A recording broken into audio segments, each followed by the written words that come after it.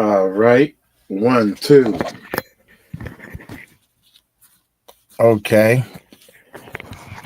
Now I got to do a link invite. Oh my God. They messing with the music recording network. That's all. I can't hear nothing. Well, I don't need the way this is set up. I guess I don't need to hear myself. So, oh, let me get rid of this shining light back here.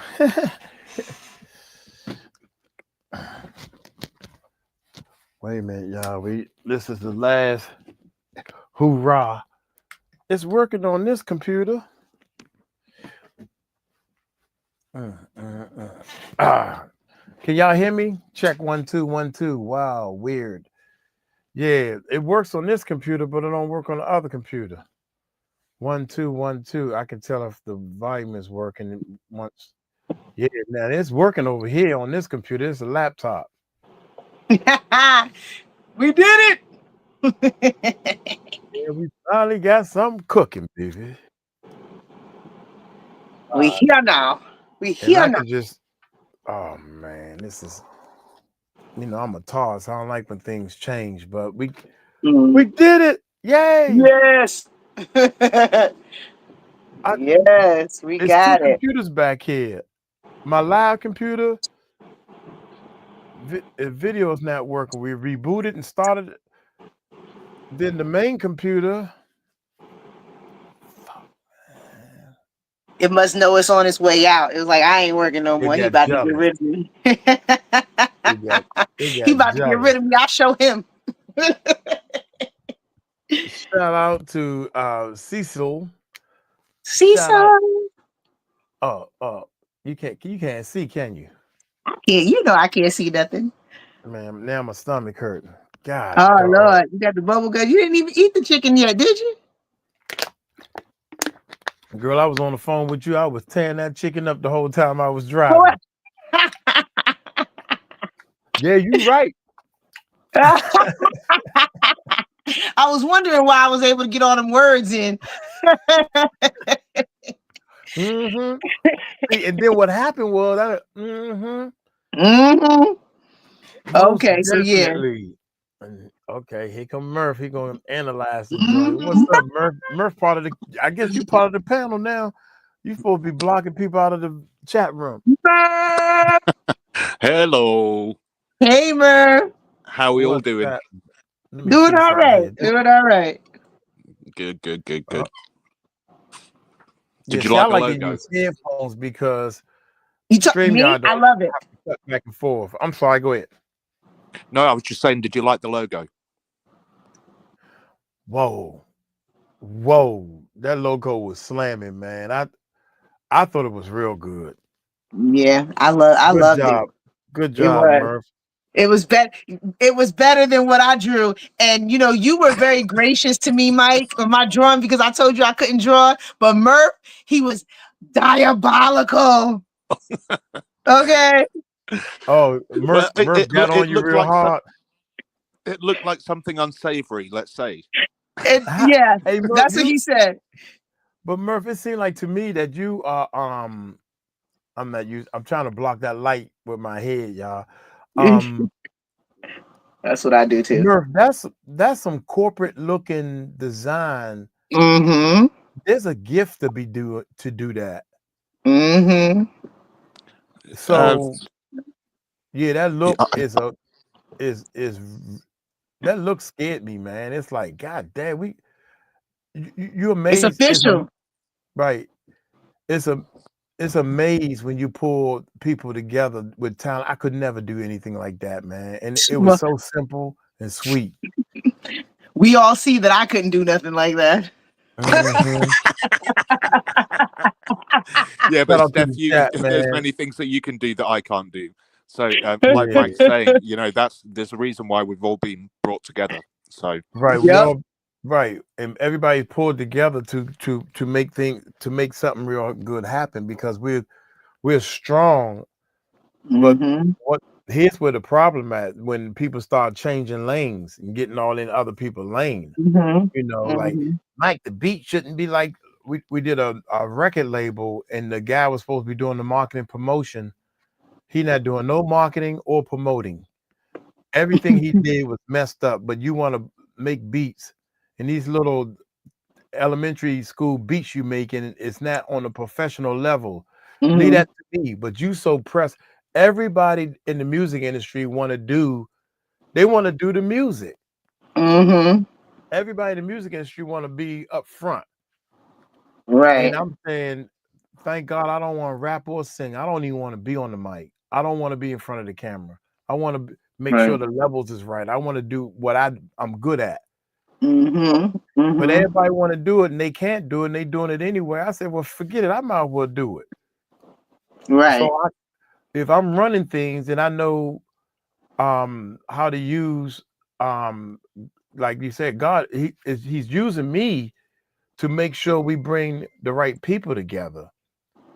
Because we don't want this thing that like Katt Williams, since we talking about Katt Williams, y'all. Katt Williams did his own thing. I'm like, yo, man, our team, we don't need this. To be on the Diddy team and the TD Jakes and the Will Smith and all this crazy, weird, retarded stuff going on. And I don't know Stop if using that word, Mike. Stop using that word. I'm Stop sorry, go using ahead. that word. What word? The word that you just used. You got told off for that before, didn't you? The R word. I said the R word. Not that word. There's another R word that you can't say. The re word. You can't say that one. Right, Murph? That's right. That's the one. That's the one.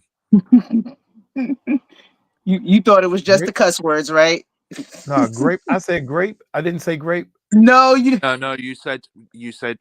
Let me put. Let me put in the chat. I'm putting in the chat. I'm putting in the chat. Yeah. Well, anyway, whatever I said, I apologize. It's too late now, right? It's in the back We'll chat. bleep it out It's in later. the back chat. Oh, we'll okay. bleep it out later. Oh, you know how to do a bet? Oh, yeah. I said that? Yeah. Yeah, you're right, because whoever I was talking about, that matches them. Yeah, you're right. I'm sorry. Bleep. Yeah, bleep it out. Bleep.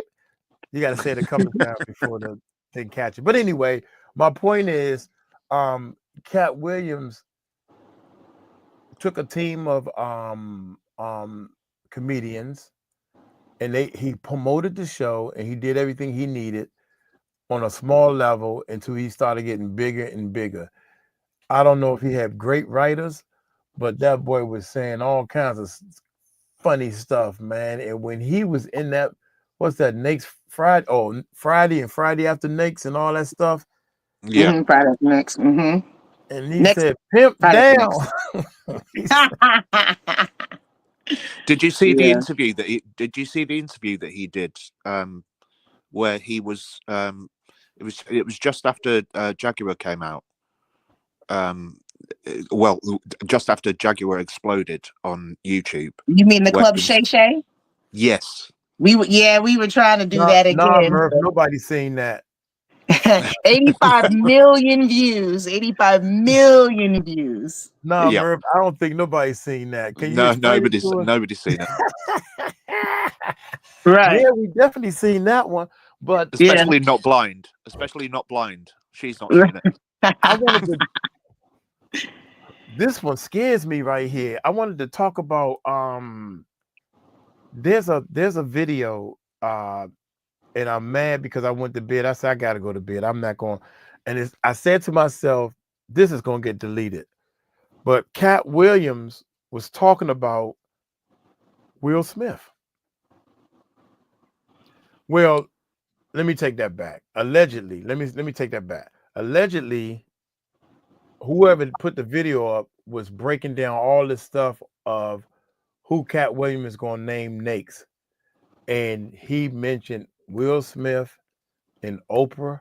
They said Oprah is very hard to catch because she got a lot of big people in her camp.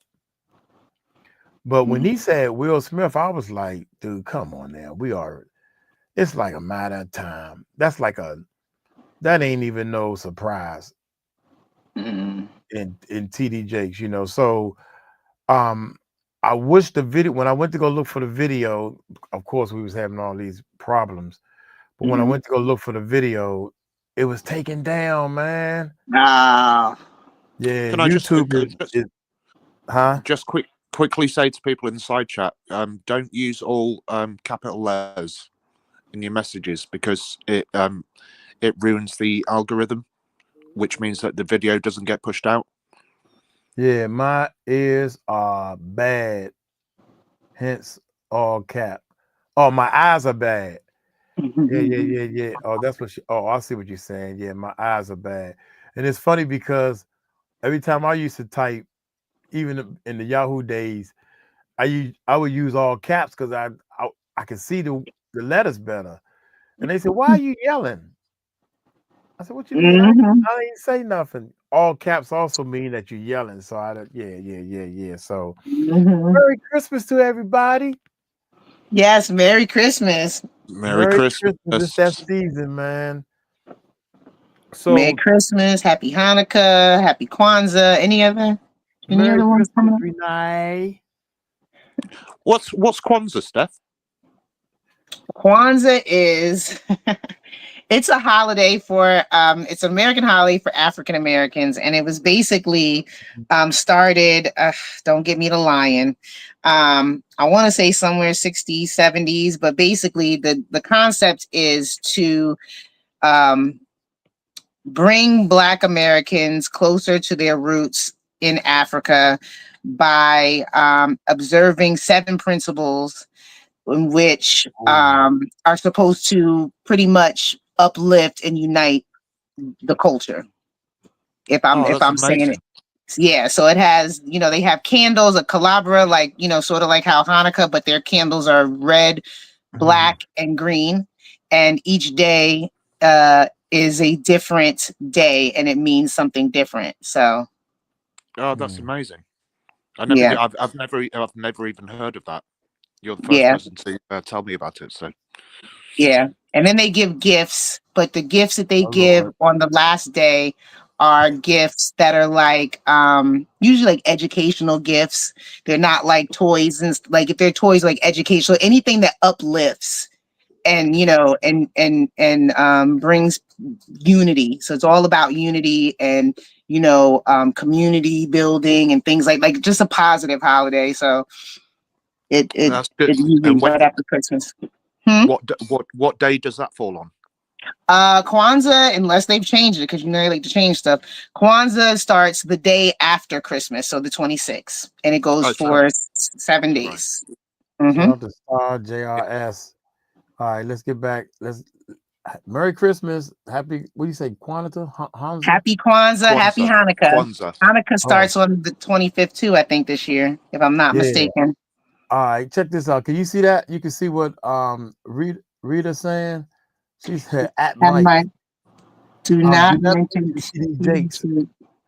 He has got a big suit going on because he was set up and he's taking these people to court along with YouTube." Wow, he taking YouTube to court. My name ain't YouTube. My name Michael Crow. No, I'm just but I understand your point. Good, appreciate you. But the thing about it is, wasn't he in pictures or videos? He was on camera at the daggone white parties or the freak you can offs. You can talk about him as much as you want. It's freedom of speech. No, I know that, but I know that. Rita, some of the people, especially the people that work at the Pentagon, they don't believe in freedom of speech. Mike, you going to jail? They're gonna take your clearance. I said, for what? Because I made a video about my first day of working at the Pentagon and uploaded it, and they got mad at me. They was jealous, Anyway, I think TD Jakes he's full of it. I'm also the man's an absolute cretin, and this is why we know that Oprah is a part of this whole thing, because she was the one that helped him set up a school where he could get these children from. Mm-hmm. And it's funny because all these people and all this stuff, man. First of all, I can't believe this stuff is freaking happening. You can use the mic on your phone rather than the caps. Oh, okay. Yeah. Oh, she's telling them about the 145 people. Oh, first of all, before we really get started and get deep into the Katt Williams thing, I'm gonna apologize. I'm not gonna get ugly anymore. If I get too ugly and here's the new thing. If somebody feels though I'm getting too ugly and I need to calm down, y'all throw coconuts up there. Y'all know I don't like no coconuts, so that's when I and pump the brakes. So that's gonna be the new thing, right? So No, I'll just tell you. not you, Murph. I'm talking to the chat. He said, "No, I just tell you." Yeah, I appreciate it. But sometimes I get a passion, and Murphy, and everybody was right. I actually redid another 𝗟𝗡𝗞𝗦 reaction, and I took a couple of steps back and evaluated, because when somebody has the letters, y'all say, y'all know I don't remember the letters. PTSD, HDHD. PTSD. Yeah, that. When people have that, and so a normal person can think normal. This person is thinking with this problem. So no matter what, we know if we go to a store, before we walk out the door, we got to pay for the stuff and show a receipt or something. They probably thinking, look, I'm a recurring victim. I need this stuff. Can y'all please? And I made a scenario. I made an example saying that if a person that has this is late for school because they couldn't sleep that night, I couldn't sleep that night, so that now they can't get up and alarm clock go off. Now they late for school, so they go and tell their teacher, I couldn't sleep last night. That's not an excuse. No, but I couldn't sleep last night. They, in their mind, they seriously think that's an excuse. Am I getting close, y'all? Am I getting close? Yeah. It's. I think the whole conversation that we had, and I think it was, and regardless of what was said in the side chat or what anybody said, I think it was a good discussion to have, because I think that it brought up the point that unless you've been through it, you can't recognize it. Do you know what I mean? So I think that you were looking at it from a standpoint of the law, as I said last night, and I was looking at it from a point of what's going on in her brain. She's already been trafficked, 𝗓'd by police officers, and as I said, it was episode 27. So there's 26 other episodes before it. Do you know what I mean? And then there's more afterwards as well, which explain it. So she was triggered because they go on to say that she was slowing down and speeding up, to try and determine whether this person was following them or not. And their lights weren't on. Do you know what I mean? Their lights didn't come on until they pulled into the garage, into the station. Okay, let's get back on Katt Williams. That's a great point. So that's all the stuff that happened yesterday, and I just want to apologize, because I think people, I'm learning, y'all, and I'm trying different things, and I think that I thought I was trying to take the approach to let people know that's in here. There's a lot of people in here hurt, and a lot of people are coming out of their shell and trusting the chat. They trusted me, they trusted Stephanie, and they trusted Murph. I don't know why they would trust Murph. I can't figure that part out. I don't know why they trust me. They trust you, Murph. They trust you, and I'm like, cool. So long story short, And yeah, but the thing is, just before we get into Katt Williams, I just want to say to everybody, regardless of what all three of us say or anybody else that's on this panel says to each other, we're all friends. yeah, we're all friends, and we always will be. Do you know what I mean? yeah, we can agree So, to disagree. Yeah.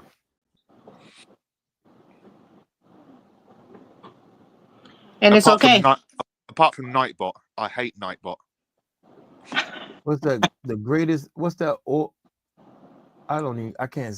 Orator. What's Looks an like orator. No, like a Nightbot is literally a bot that 𝗕𝗟𝗡𝗞's made up to have a go at me.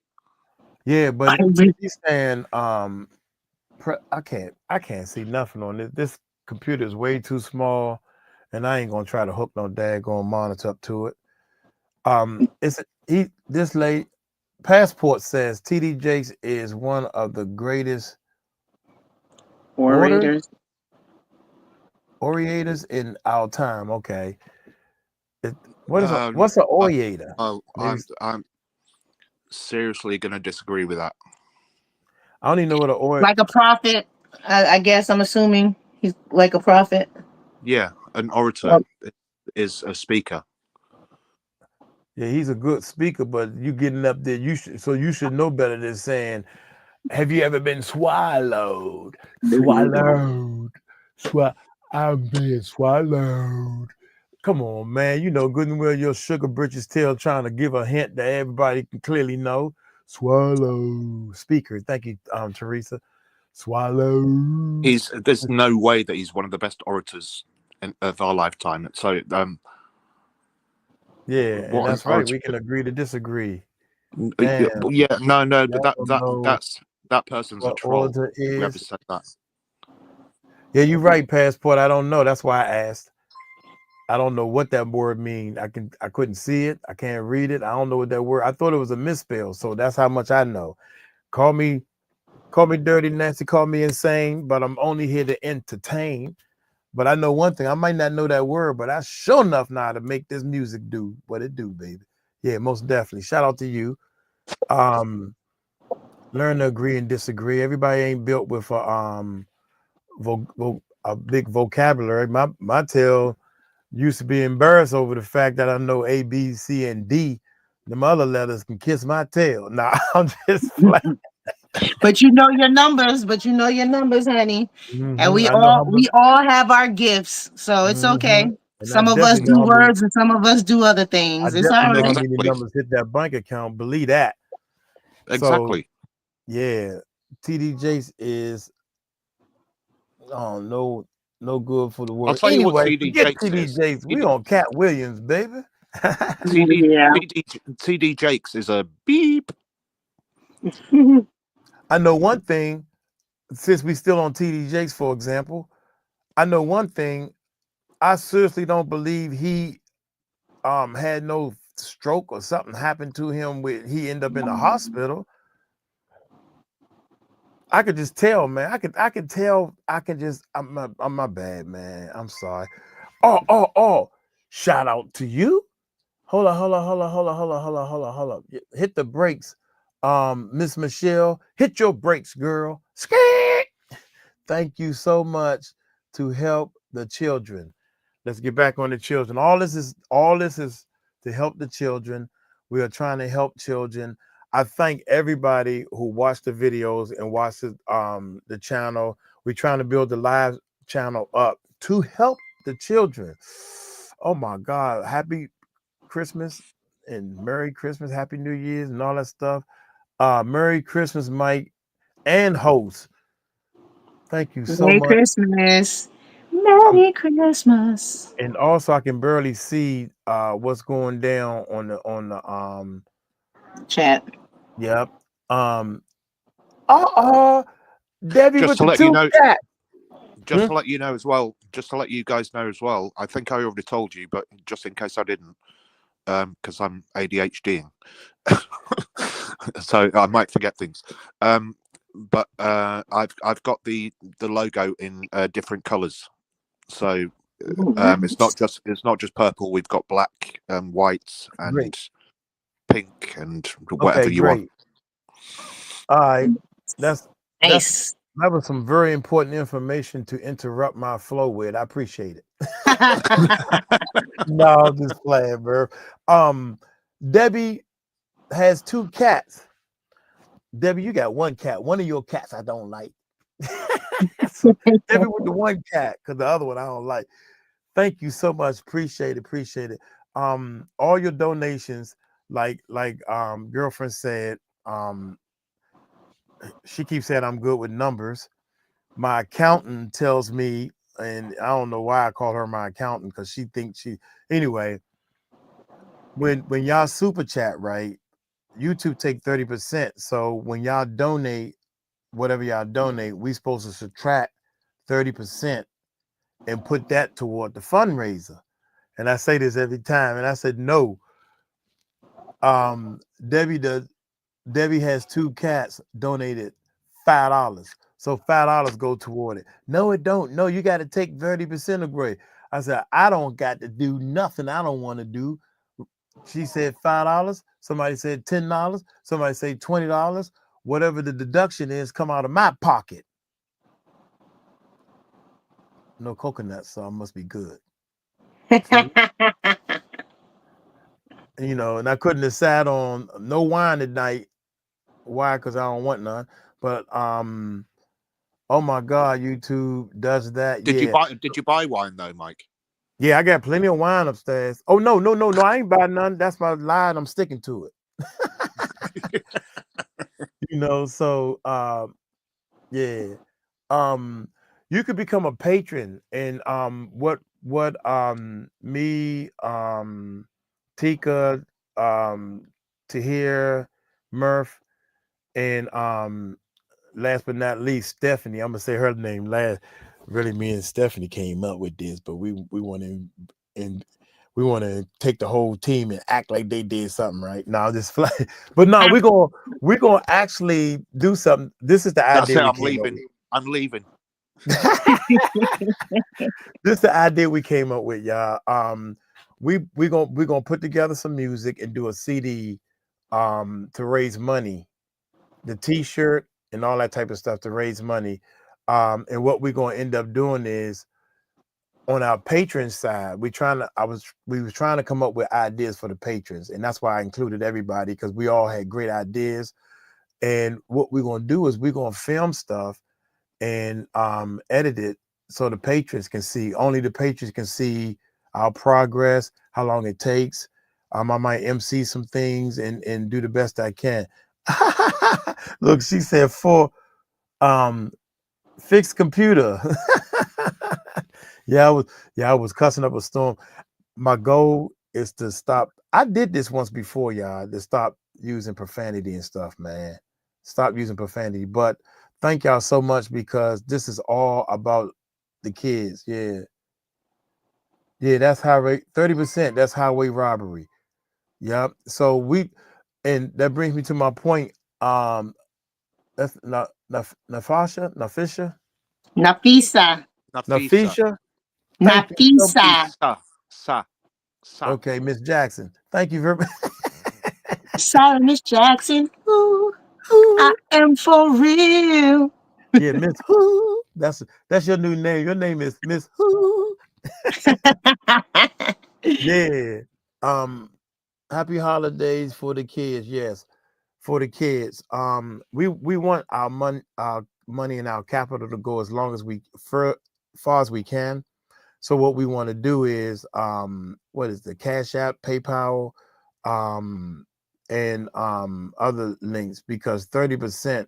Imagine if you put $100 in, 30% is $70. So you just donated $70. YouTube took $30, and that's from any channel and everybody, you know. So yeah. But anyway,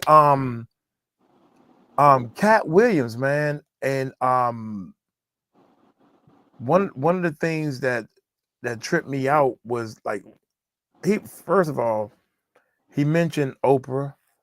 We can't find hardly too much stuff and too much dirt on Oprah.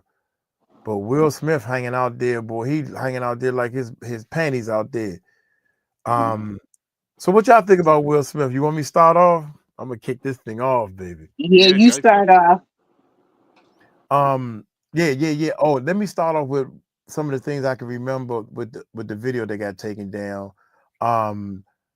Katt Williams said, with the narrator, allegedly said that Katt Williams was saying that that slap that he did was part of the cover up. That's what started the whole cover up. Will Smith had to do something out of the crazy ordinary to start shifting everybody's attention because they knew this was coming out. Everybody knew that this stuff was coming out. So Will Smith allegedly went up there, and I said, well, yeah, whatever. You can say whatever you want. I think that I really think that Will Smith went up there and slapped that boy because he trying everything he can to make this girl fall back in love with him. Right. Because Jada and Will Smith knew. Somebody told me that Will Smith was actually on Jada's show with the red table or something. Yeah. It was talking about him something terrible. They was talking about her entanglement with Alcina. I think they was talking about all of that stuff, and he was on there, and they was yeah, they're just yeah. And somebody said, "Come again." Mm. Yeah, Will. It's funny because I don't care what anybody say, man. Will Smith, Denzel, Oprah, yeah, and TD Jakes all are involved. First of all, we clearly know that TD Jakes got a little sugar in his tank. That's all I'm gonna say. And I was hoping that Will Smith didn't have no sugar in his tank, but I think Will Smith, I can't get over the fact that Will Smith played a part in a movie where he got caught in the bed with another guy. Y'all remember that movie? What movie was that?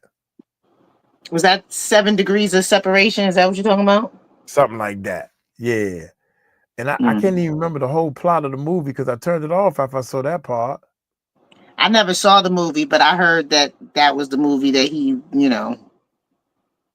was playing a part that was, Yeah. different. Don't Valerie, Mike, go you ahead. need to watch. You need to watch the still watch the video that I sent to you on WhatsApp. Oh, okay. Okay, yeah, I promise I'm gonna do that. Yeah, Valerie, hey, let me tell y'all something. All of y'all can't hide Valerie. Don't hide her from me. Cause I can't see today, Valerie, because this screen is too small. So y'all can hide all y'all want today. But when we're on the big screen, because I gotta see that beautiful face, baby. Cook God Almighty. Oops, who said that? Well, oh, the wifey still asleep. So yeah, we got time to flirt. She said, I think it's cute. I think you're making people happy. So go ahead. That's I nice. said, oh man, I thought you was getting jealous. That means you don't love me. Nah, I'm just playing. But Will, I don't know too much about Will's daughter, but she seems cool. Willow. Yeah. She's called Willow. Yeah, she's called Willow. Yeah. I've not looked much into it, but she had a. Didn't she have a famous song? Yep, with my hair back and forth, or Yeah, with my whip hair, my hair back whatever. and forth. I Okay, whip my yeah. hair back and forth. I whip my hair back and forth. That was. And then she allegedly was taken to a party at one of Right. the freak-offs, but also Oh, she was? apparently, allegedly, but Right. apparently, Jaden, Will's son, Right. was he tried to emancipate himself from his parents. Yeah.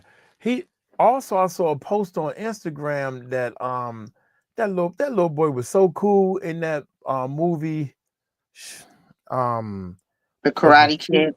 the Pursuit of Happiness. Oh, Pursuit of Happiness. Which one you just said? What is a different movie? No. I was wondering if you was thinking about the Karate Kid, because he was in the Karate Kid too. That Jaden movie too, Smith. he was cool. And right after the Karate Kid, then all of a sudden he just started tripping. And I'm saying to myself, well, first of all, little boy, you need to sit down just like Diddy's kids need to sit down. I don't know them. I definitely don't know them. But you was born with a silver spoon in your house, you in your mouth. You don't know hard times. You don't know hard times. So what you talking about, Willis?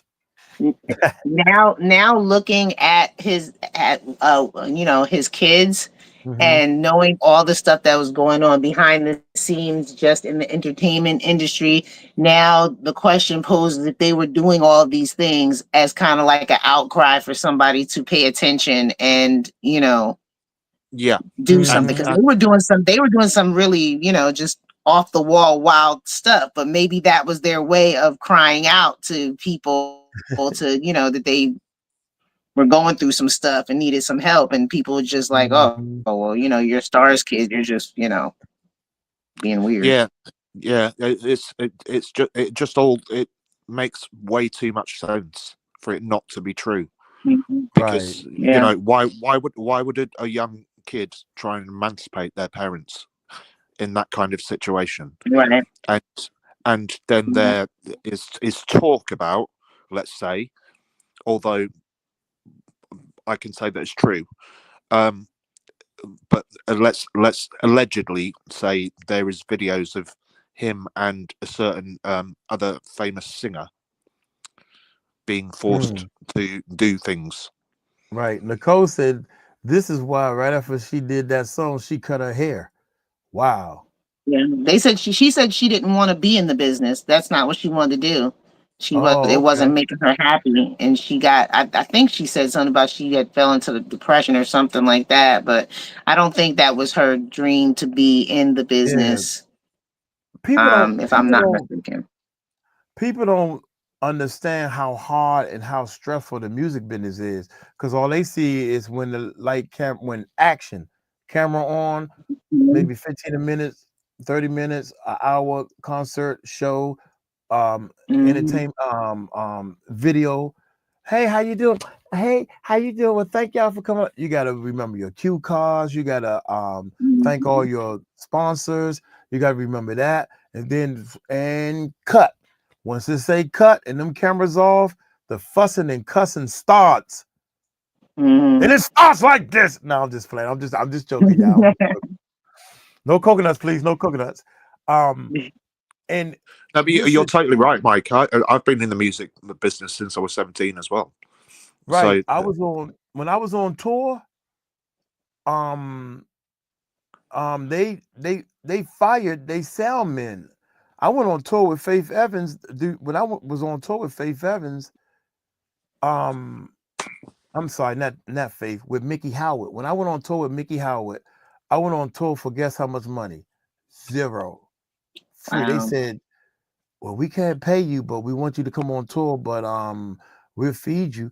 And I said, well, shoot, you had me at you gonna let me come on tour with y'all. Yeah, I'm gonna eat everything. Who cares about feeding me or paying me? I wanted to be on that tour bus. I wanted to be on at every show, and I wanted to turn them buttons, man. That's all I wanted to do was turn them buttons. And while I was there, I made $800. Now, how you gonna go somewhere? And people telling me, all my friends and people telling me, shoot, you was on tour with Mickey Howard? I said, yeah, for free. Shoot, I said, well, how much would you went on tour with her for? How much you would had to get paid? I mean, shoot, you're gonna pay me something. I said, yep, and your tail would have been still here, not being able to tell the story that I'm telling. Yeah. Sometimes you gotta take those opportunities when they come. Every opportunity doesn't have to come with money. So you take the opportunities and something grows from it. Yeah. And what tripped me out was I made $800 because Christopher Williams, all I was focusing on was turning them buttons.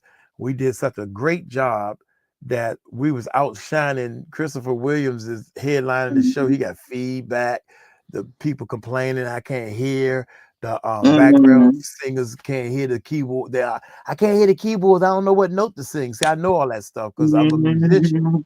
and I know Yeah, background yeah, singers. They need to hear what they want to hear them pianos so they can sing in the yeah, right key. yeah, Harmony yeah. notes and It's stuff. true. We was killing them, man. Our team was sharp. Yeah. So Christopher Williams fired his sound engineer and hired us. And he said, Wow. yeah. And he said, how much you charge to run sound? I said, I charge exactly what you're gonna pay me. I know that's right. I'm about to get this job That's how one much way I or charge, another. whatever you're gonna pay me. And he said, cool. And I made $800, man.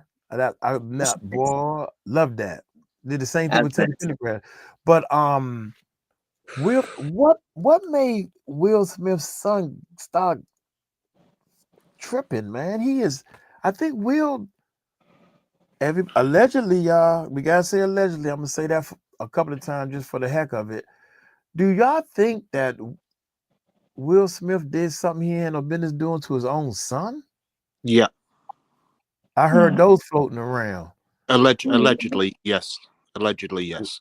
Allegedly, yes. What y'all think, man? Oh my goodness. I don't know how much gossip this panel had. I mean panel. The chat Put a room one in has. put a one in the side chat if you think that he was that he Oh Murph, teed you his messing son. me up, man. You messing me up. I'm good. Go ahead. Put a one in the side chat if you think Will Smith did something to his son. Put a two in the side chat that you think he done put on that dress and acting crazy on his own. They already put the Oh, ones up for the Murph. son. Okay, okay. The son. They put ain't no twos. Come on, man. I'm gonna put a two in the chat. Mhm. Wow, man. You know one thing that I really don't like, Murph. I really What's don't that? like. Look, I shouldn't have said it like that. I said, you know one thing I really don't like, Murph. You really don't No, like Murph. yeah, Murph. You know one thing I really don't like is when Will Smith on TV was trying to kiss his son in the mouth. Yeah, Yep. yeah. That's a hard no. That was a hard no. Right. Yeah, yeah. And clearly he didn't like that. And it's just like, yeah. You Mm. can you can see with what's his name? What's the Jaden. son? Jaden. Yeah, you can Mhm. see with Yeah. you can see which Mike's rubbing off on me. I'm forgetting names. That's what I'm here for, to remember all the names. I'm You can surprised I'm see doing such a good job at it, actually, because I usually don't know nobody's name.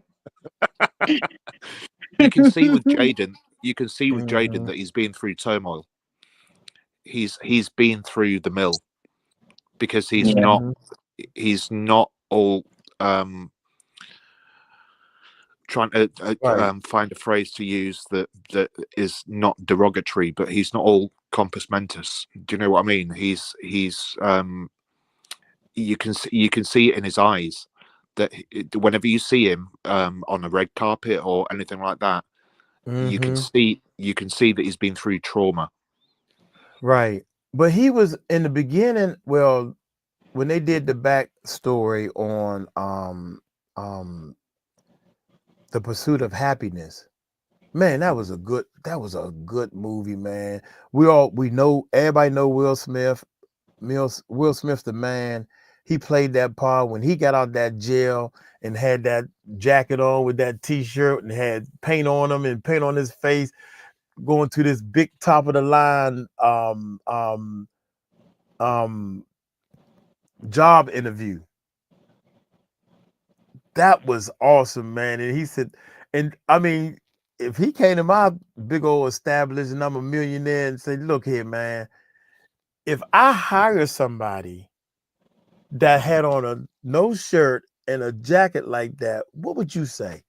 Like, come on, what would you say if I hired you? What kind of person?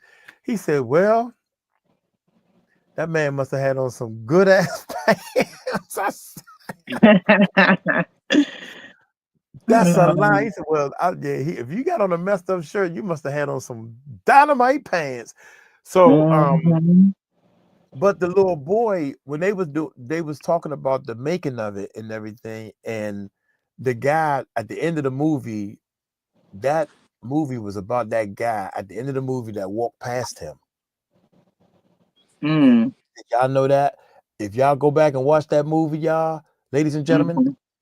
the man at the end, when him and his son was walking down the street, and his son was telling jokes again. Hey, Dad, knock knock, who's there? You know, and this one guy just walked past him, and he And kind that of was looked his at him. true story. That's the Yeah, guy that the story was about.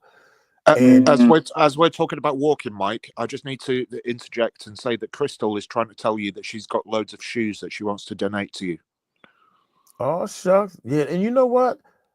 That's good because I can probably take these shoes with me to the Philippines. When you say how many shoes? Who said that, Crystal? Yeah, Crystal. Did she say 6 Crystal. pairs? 6 pairs of shoes? Crystal. Or am I wrong? I could be wrong. God dang, I don't even see Crystal no more. I see ones again. Yeah, Crystal's just put 6 pairs. 6 pairs. Yes, I thought I saw that earlier. Before I left the chat. Mm-hmm. All right, Crystal. Email me so I can give you my. I give you my address. Don't tell everybody. I'm gonna give you my address, and you can mail them to me. Did y'all see the movie Sam? You know, I like doing that because the guy, you know, they were slow. I love movies like that. And the dude whispering, like, if I whisper this to y'all, the guy I'm talking about, he can't hear. He said, "Hey, don't look now, but that guy's recording everything we say. Yeah, he recording everything. So, like, like, why are you whispering it?"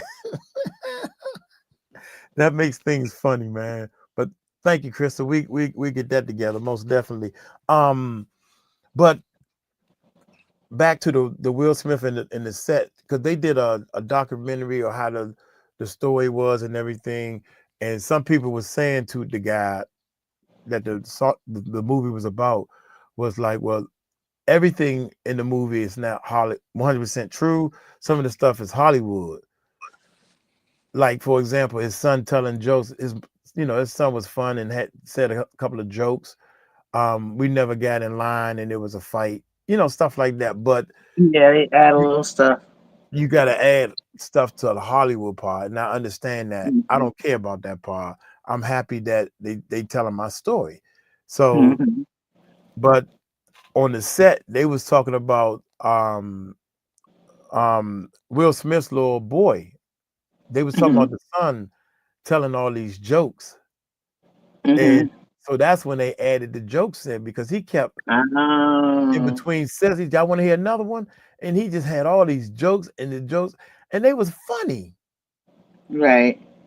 They was riddles and all this stuff. And the guy said they was real funny. Some of them was too long, but we needed those long ones because we was on the set.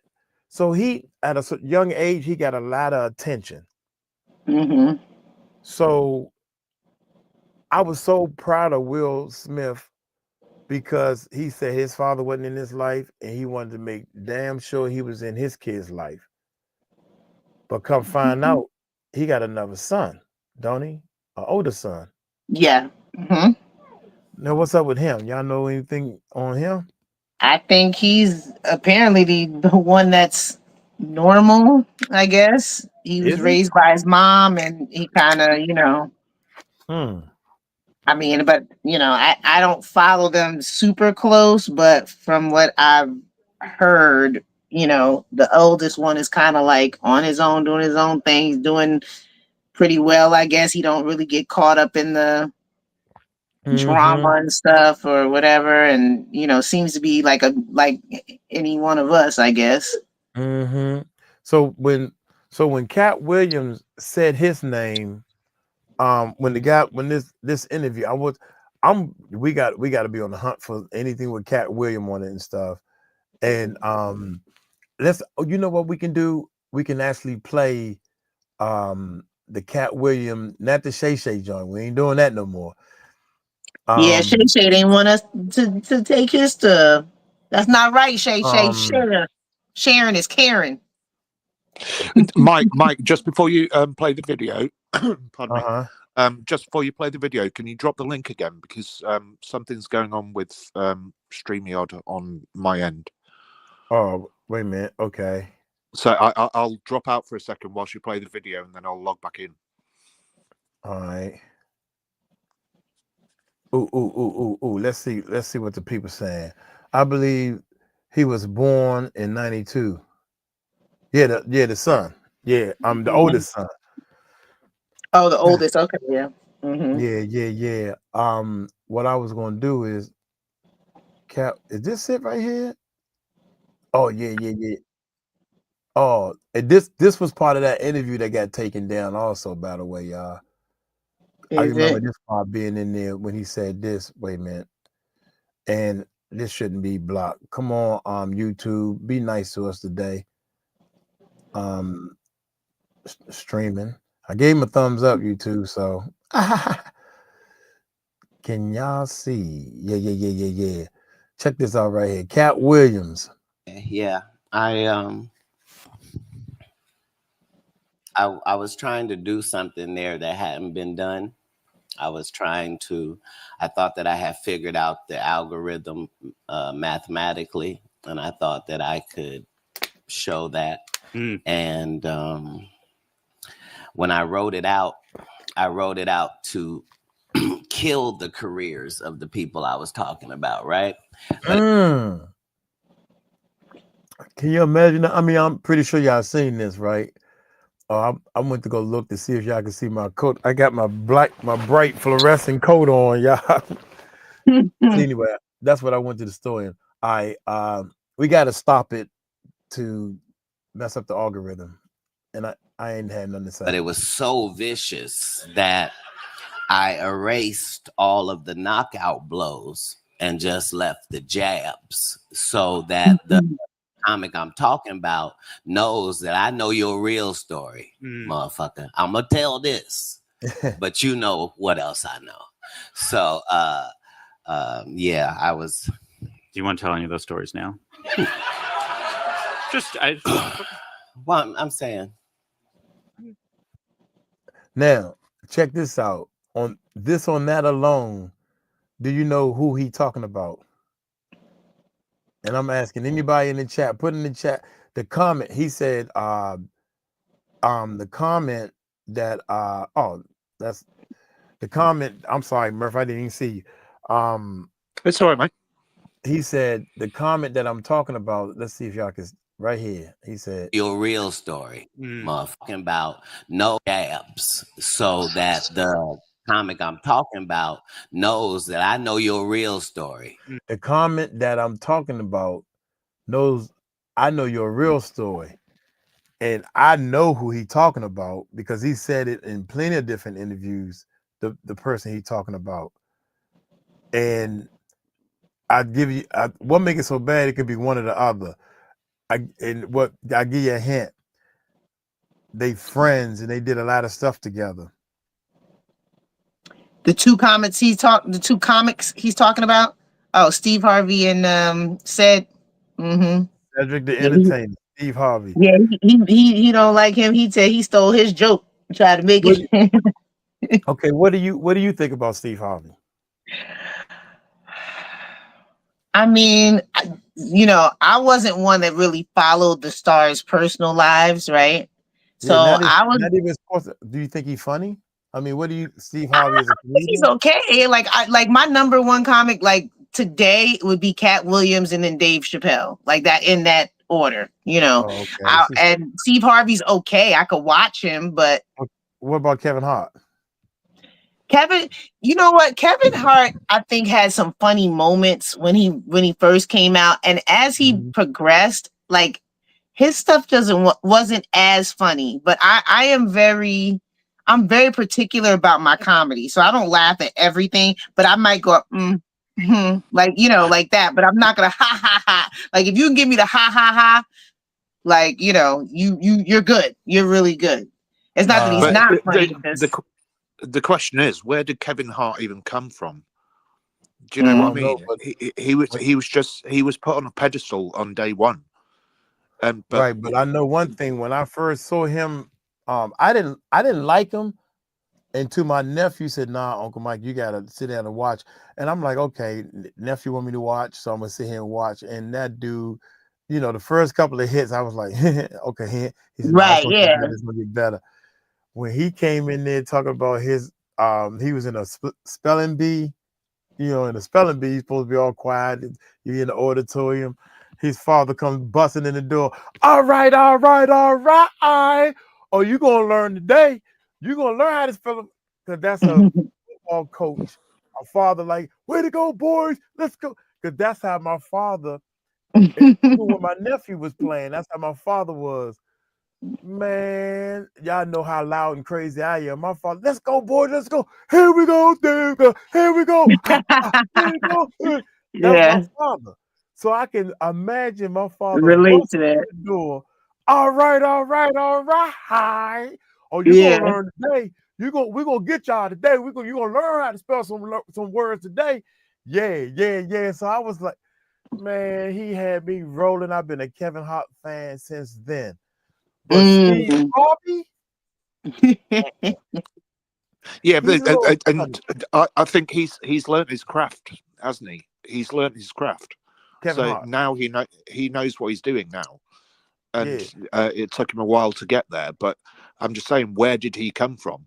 He just Yeah, I don't appeared out of know. nowhere. He appeared from nowhere and became this ultimate millionaire, Right. actor, comedian, and Because he was ready just to, by any means necessarily. Yeah, he yeah, was on exactly. And everything. that's what I'm saying. Just like Okay, Diddy. Roxy said, Diddy came from nowhere and right. did the same thing, and that's my point. I'm not Right. saying that Roxy said he's not Steve good. Harvey, she thinks Steve Harvey is funny. I think he's funny also, but I He's not also, funny. yeah, he's definitely not fun. He was talking about, he did a stand-up comedian thing. I love stand-up comedians because I think I'm funny, right? So he was talking about he went on a vacation, and this little rich lady bought this little dog that had it in the purse. And he said, "Ma'am, you need to leave the dog." The African people said, "You need to leave the dog because there's plenty of wild animals and everything you can see.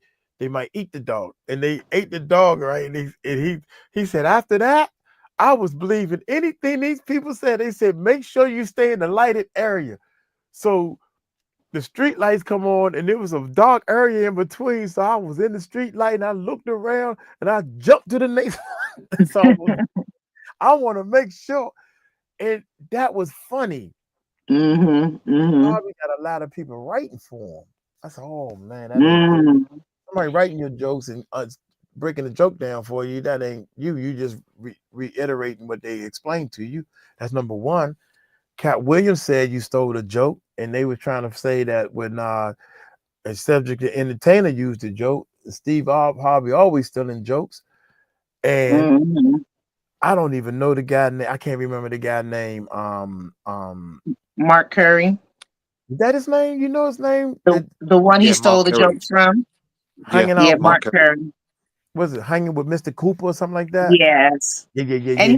And he goes on tour with Katt when they do their, you know, their tour with their comedy shows. Mark Curry's almost always there. I've been to see Katt twice, and Mark Curry, Tommy Davidson, I'm telling you that his lineup they are hilarious. There's not anybody that Wow. touches that stage that is not like bust a gut funny. And I am not one to laugh hard at most things. Like when it comes to comedy, I'll give you a like that. But if you get me to like really, right. So when they was talking about Steve Harvey, yeah, and he's not. First of all, Steve Harvey allowed his stepdaughter to date Puffy, and then it started getting worse. yeah, Come find out that not only did he date Puffy, the girl used to date one of Puffy's kids. Sons, yeah. I heard about that. Yeah. So you I was mean, dating one of the sons, and now you dating the daddy. God dang, does this sound nasty to y'all? the thing about I guess, and like I said, I never really followed their personal lives that close, but I didn't realize, like, because Steve Harvey is always about men treating women a certain way, blah blah blah blah. Think like a man, yada yada yada. And so when I found out, and I found out recently that he had been divorced, I don't know how many times, and he had cheated on this wife with the wife he has, and it was kind of like, yeah, that probably wasn't the best look in the world, like, but I mean, people do what they do. I'm not, here to judge him on that or anything like that. It was kind of like, okay, I can see where people sort of maybe have an issue with him because it kind of may seem hypocritical, or, and especially stealing jokes, that's not. Yeah. Hey, Jay. Yeah, Jay, welcome to the family. What tripped me out, Stephanie said, yeah, you're right. That's Robin Williams.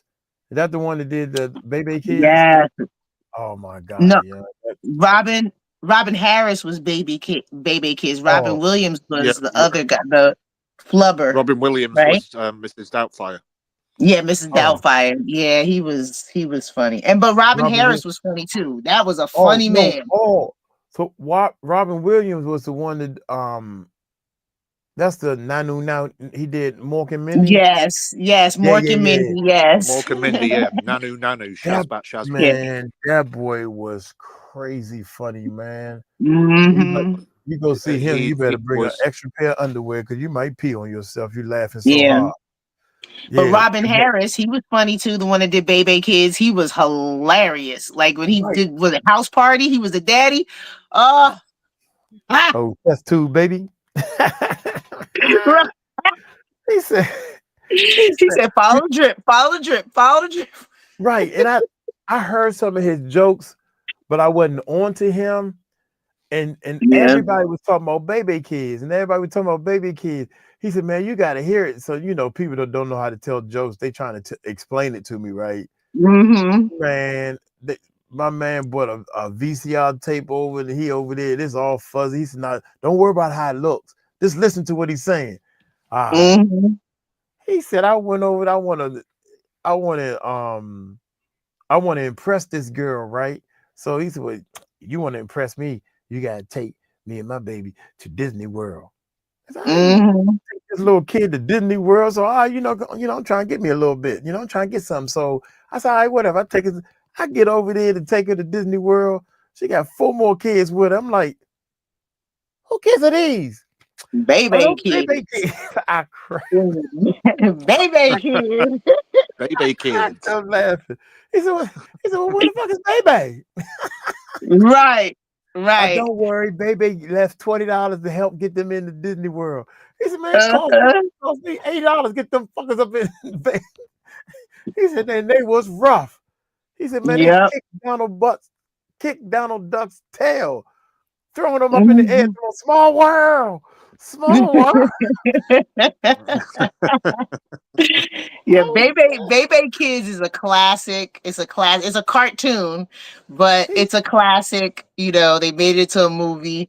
And the cartoon House Party is a classic. House Party is a classic. So it's definitely part of the cultural movies that are staples. So I'm just going to get back to Robin Williams for a second because he is one of my all-time favorites. Right. Every single movie that he ever did, he was an absolute genius in, be it comedy or be it serious. And he was an absolute genius. And he was a tortured soul as well. So I'm wondering what happened to him as well. Do you know what I mean? Yeah. But just looking back to his comedy stuff, I mean, look at the juggernauts like Mrs. Doubtfire and Good Will Hunting, all of that kind of stuff. Sorry, I just pulled up another video. Yeah, he was definitely. I saw one of his stand-ups, not in person, but I was watching one of his stand-ups, and he's just funny. He's just funny. Like he's like everything, just and he gives 120% in everything. And I think that's what makes a comedian so funny when they put everything into it. You can tell. Yeah. Did he Yeah. commit suicide? Yeah. Good morning, Vietnam. Huh? Yeah. What'd you say, Mike? Did he commit suicide? That's what they Yeah, he that's did. what they say. Yeah, That's what they yeah. said. That's what they Yeah. said. Now looking back, we don't know what's going on, right? That's Yeah, what they exactly. said though. That's what and it was sad because, you know, to think that a man that brought so much joy to the world through his craft to be depressed enough to do something like that it's heartbreaking because he really did bring a lot of joy to the world. He really did. I can't see anything bad that he ever did to anybody, and nobody's ever said a bad word about him.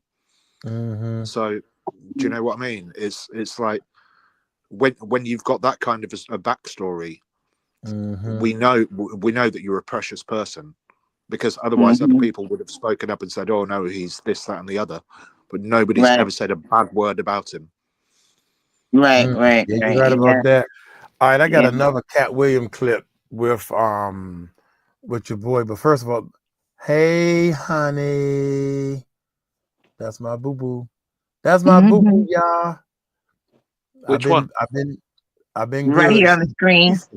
He said, "Which one?" Hush, hush, hush. Nah.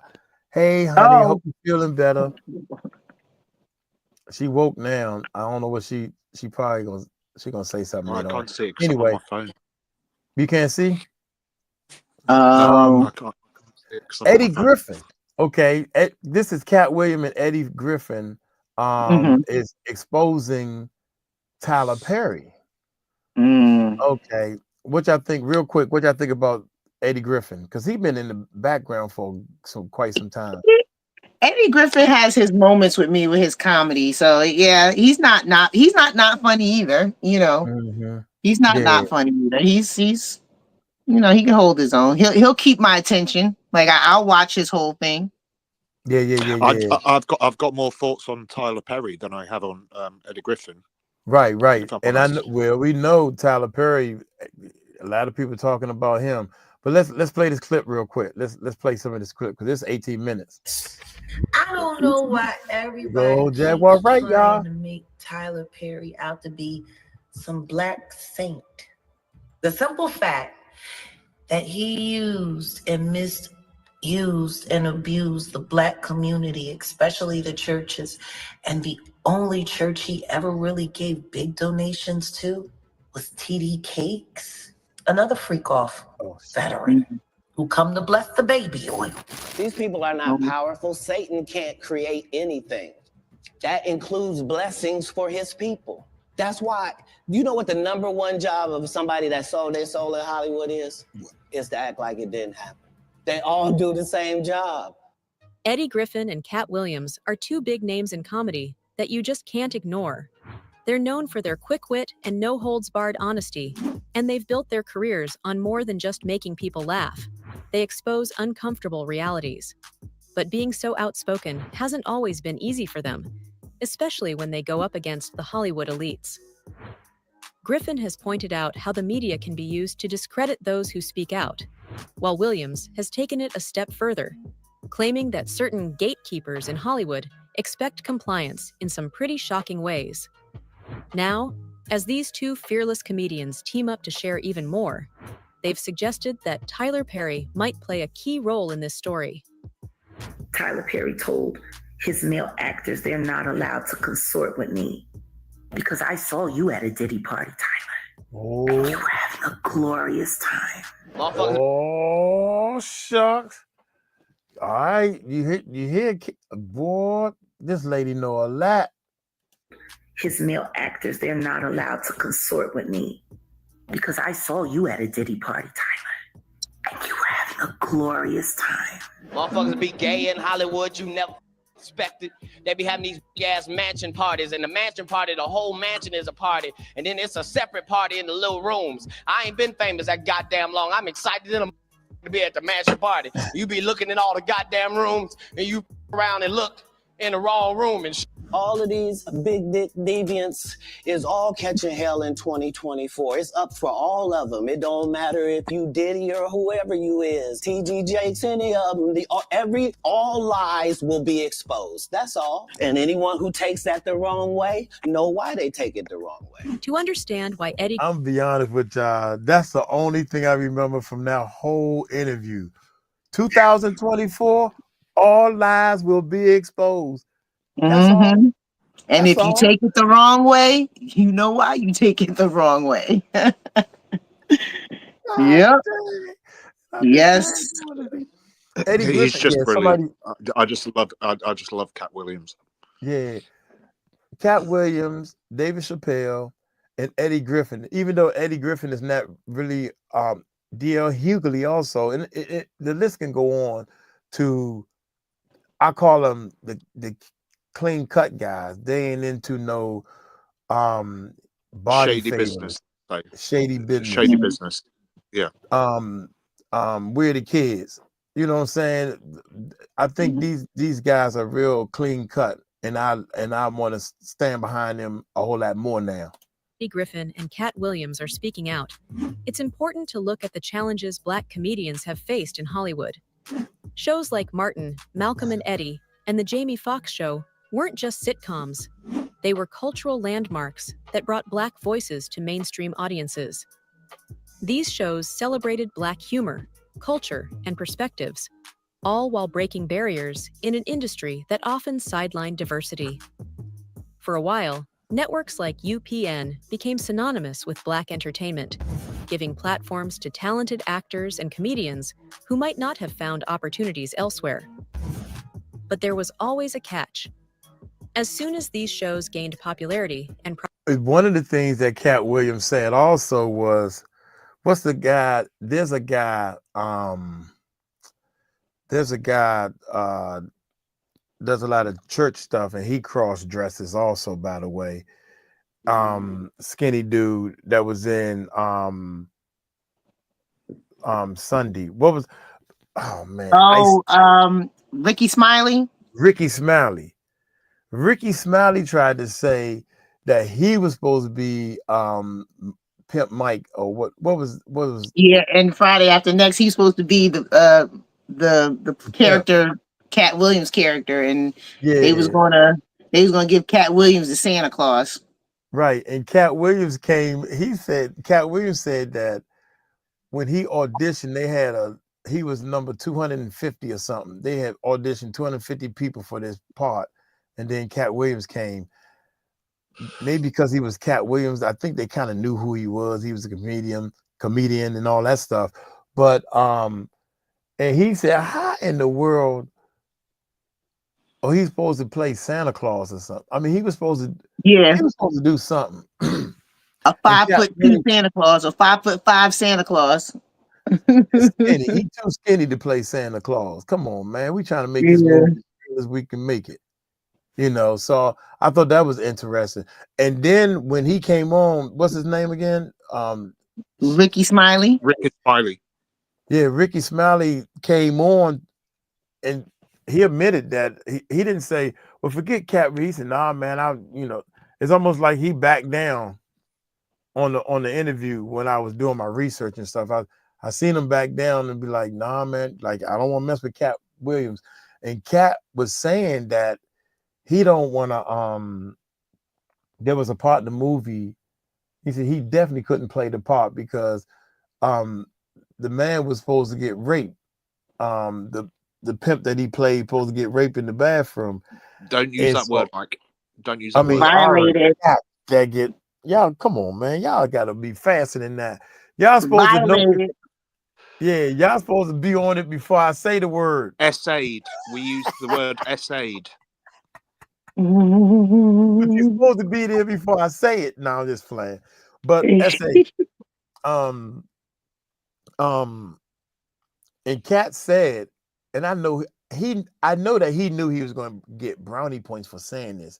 Katt Williams said, I don't care what comedy, I don't care how you shoot it, where you shoot it, or how you film it.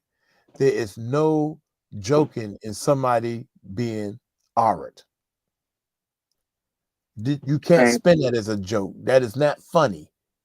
So Right. why would I do that? That's what I believe. And everybody was like, woo, that's a good point, because you playing on the people's emotion. How can you? This is a comedy movie. What's funny about? I guess the way they looking at it, weak comedies is looking at it like you supposed to be a pimp, but now you being 𝗟𝗓𝗡. Yeah, that's crazy. Here we go. Profitability. But this Many is the thing. networks. Oh, sorry. No, go ahead. You want to say something? No. I was going to say, this is the thing now. We can look back at some of these movies and programs that we've seen.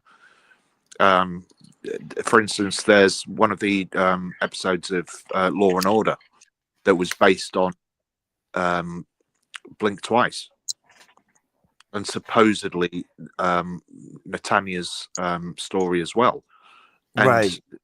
I would love to find out, because Jaguar said something about that.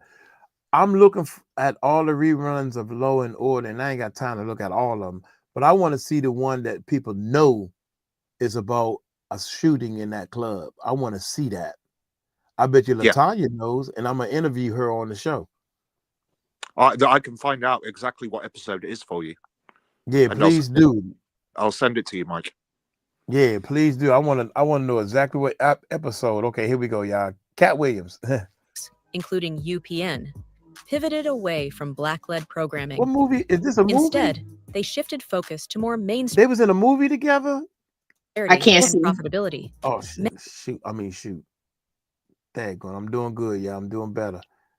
You are doing better. You are doing better.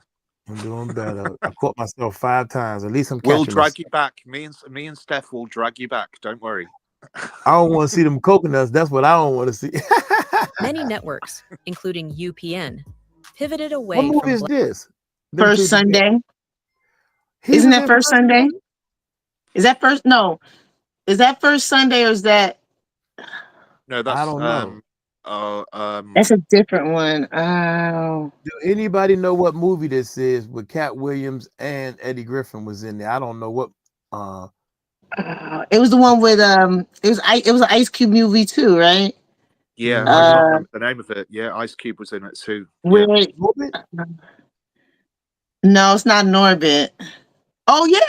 Actually, it is. It's the end of Norbit, isn't it? The end of Norbit. It might be the end of Norbit. Yep. You're right. Right. Yeah, it's the end. It was the end, right? Somewhere around the ending. Yeah. When they got married or something. Everybody keeps saying Friday after next. I don't think it's Friday. No, after. it's not Friday after next. No, it's not Friday after. I think it is Norbit. Yeah, I think that's correct. Yeah, I think they were in the end. They were. Yeah, I forgot about that one. Yeah. He said Norbit. He said, yeah. Was that the first Norbit or the second one? When did they get married? It was the first one they got married, didn't they? When they got married. Okay. Yeah. Did they get married in the first one? What happened in the second one then? I can't remember. Google it. Yeah, my man said it like he knows it's Norbit. I could be wrong. Yeah, I think it was. Yeah, he was. Yeah. I don't remember Norbit too well. I didn't like Norbit, but Norbit was Eddie Murphy, right? Yes, Eddie Murphy. So it wasn't Ice Cube. I'm still thinking First Sunday in my mind. I can't let it go. Well, that was supposed to be the big secret. That's the last one I was going to name. So I might well let it out because I thought the numbers would be bigger by now. But Eddie Murphy, Katt Williams named Eddie Murphy. Well, everybody is dancing around Eddie Murphy. Eddie Murphy is the biggest one. That's big times. Bings is about to come out on Eddie Murphy. Yeah, look at what Eddie Murphy did to Mel B. Who's Mel B? Mel B from the Spice Girls. They were together. They've got a child together. They got what? Scary Spice. Is that her name? Scary Spice. Was that her name? Yeah. Somebody said, "Hell, they all guilty." Yeah, you're right, Jamie. They all guilty. I would have. By this time, if Mike Croft's name was she's outside. Huh? Oh, sorry. Oh, you don't know how to hit the mute button? I was like, who that? What was that? I thought somebody. Anyway, you made me forget what I was going to say. My bad. They're all guilty. Oh, That's ADHD for you, Mike. If my name, if I was big time, like a household name, a celebrity or a star, I would have came out and told. I've been worse than Katt. I've been on here every day. Hey, y'all, it's Mike Cross. I'm just letting y'all know I wasn't at them parties and I don't know what's going on. But I know one thing, we got to find these kids. Exactly. Yeah. Why has there been so much silence? Why has there been so much silence from everybody in the industry? You know what? We know why. Man, we know. We know why. We know why. What's the other bodyguard that died all of a sudden? He jumped up there for 3 weeks or something. Uncle Ron or something like that. Uncle Ron. It was almost like Uncle Ron was asking for it. And what did he die of? Our deepest secret. Pneumonia. Lamone. He's pneumonia. Jennifer. Pneumonia. Yeah, I know y'all deepest secrets. Because I used to body. What? Oh yeah, you think you're gonna tell somebody? And he was spilling the beans, and all of a sudden, zip. Yeah. Where's Courtney? Where's Courtney? Where's Courtney? Where's Ariel? No one knows. No one knows. I don't know how to find him. He is gone. He came in and came out just as fast. He moved in and moved out, just the same speed. Yep. All right, let's keep going. Here we go. Black-led programming. Instead, they shifted focus. That movie, that's Sunday, next Sunday or whatever. That's two different movies. Gained popularity and profitability. I can't see. Many networks, including. Shoot. I'm looking at the. God dang it, y'all. This is two different movies right here. This is the UPN elsewhere. One is Norbit. But there was always a catch. I watched this. As soon as these shows gained popularity and profitability, many networks, including UPN, pivoted away from black-led programming. And this is a different movie. They shifted focus to more mainstream content, leaving many black creatives without a home. The change wasn't just about ratings. It was a reminder of how the industry often uses black talent for short-term gains without long-term commitment to diversity or representation. You know, right, you see the money they'll put behind an unknown white talent just starting out, right? When we all came out, this goes from Martin show to me and Malcolm show to Jamie Foxx show, so on and so forth. They put us on these new networks. Remember they had UPN, I used to call it You Pick a Network. The You Pick a Network. Every black show creates this network. Once this is built on our backs, they sell them. Where's UPN at? Hey. Eddie Griffin has been vocal about this systematic exploitation. He has highlighted how Hollywood uses black creators to tap into niche audiences, only to discard them when they're no longer deemed profitable. Griffin's own experiences with Malcolm and Eddie are a prime example. Despite the show's success, it never received the same promotional push or accolades as similar sitcoms led by white stars. Griffin has pointed out the double standards in Hollywood, calling it a machine that profits off black talent while controlling and marginalizing them behind the scenes. But what does Tyler Perry have to do with this? According to Eddie Griffin, Perry, who is often celebrated as a trailblazer for black creatives, has come under fire for his alleged role in pulling some of Hollywood's darker practices. Eddie's calling out Perry for being part of a system that messes with black talent. His big issue is with how Perry shows black masculinity, especially through the 𝗟𝗡 character. Definitely, 𝗟𝗡 has made a lot of people laugh, but some folks think she just plays into negative stereotypes about black men, making them look either too soft or like clowns. Griffin and others feel like these portrayals do more damage than anything, keeping harmful ideas about black identity alive instead of pushing back against them. Then there's the issue of blackballing. Both Griffin and Williams have hinted that Tyler Perry holds influence in Hollywood's inner circles and has allegedly used that influence to stifle dissenting voices. For comedians like Griffin and Williams, this alleged blackballing feels like yet another tool of control. And Tyler's a gangster too, because Tyler, I think, has done more. In our lifetime, man, in this generation, I don't think there's been anybody black that's been more successful than this dude in terms of ownership. Now, the queen was Oprah for a long time. Oprah ain't no joke, but she teaches it to us. She done told me, Steve, got to get ownership. That's Tyler's whole mantra, but I think what Tyler finna do of late gonna change the game. He finna go past everybody. Tyler.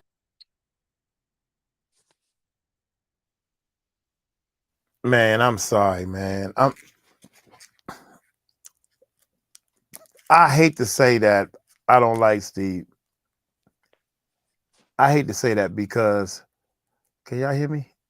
Yeah, we can hear you. I'm just shaking my head and just like the reason why. Okay, I just want to make sure you hear me. Oh, the reason why I say that is because Steve Harvey is on the Steve Harvey Morning Show. Steve Harvey has said so many times the race card. He talk about white people. He say them white folks ain't gonna let you do this, or white people do this. He says it openly on this radio station is not in one location like back in the day. This thing is broadcast over a lot of cities and states. And I don't like the fact that he talks about white people, or he makes the difference between white and black a lot on his radio show.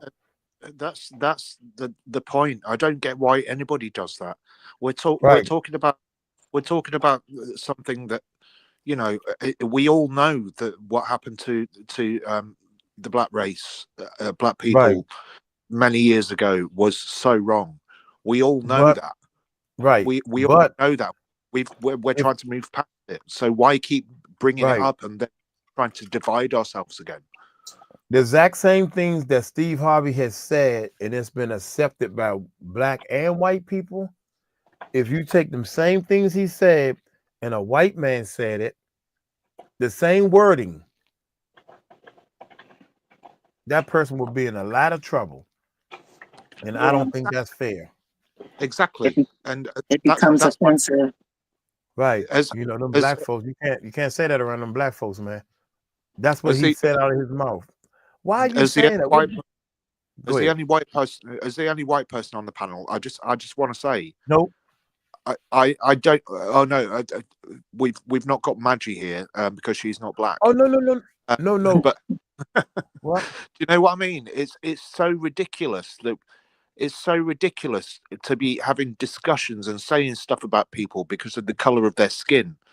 It is absolutely just ridiculous. Right. It's about the person. It's not about what color you are or where you're from or your creed. It's about your morals and how you represent yourself. Right. And I think that, don't get me wrong, I understand, and he was so against Donald Trump. I mean, I'm saying to myself, dude, I don't think, and this is my personal opinion, I don't think radio personnel, personalities, celebrities, and I don't think they should be talking about politics to persuade their fans to vote for who they believe should be president. In this world, I think that this should be frowned upon, because each and every individual duty should be to understand politics and figure it out for yourself. What's good for you, not what's good what Beyonce tell you, not what's good with Steve Harvey telling you. We gotta vote this dude out of here. And come on now, we need somebody to look like us. When Obama was running, I kept saying, this is terrible what he's saying.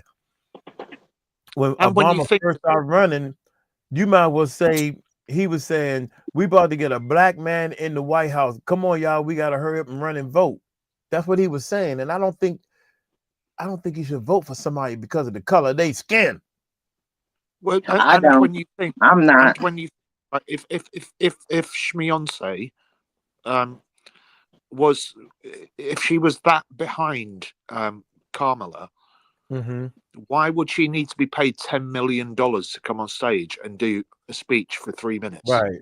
All right. So, and Steve Harvey, even while he's sitting there looking like, you know, I'm gonna do my thing, like I got my cigar like Pimp Daddy, and I'm gonna talk about the people that I know is going to help me later on in my. If I talk Tyler Perry up, he might do a whole show or a sitcom that I can slip in on and get paid. But Perry did not. Tyler Perry blackballed that little girl that played in Precious, the mother of Precious, Monique.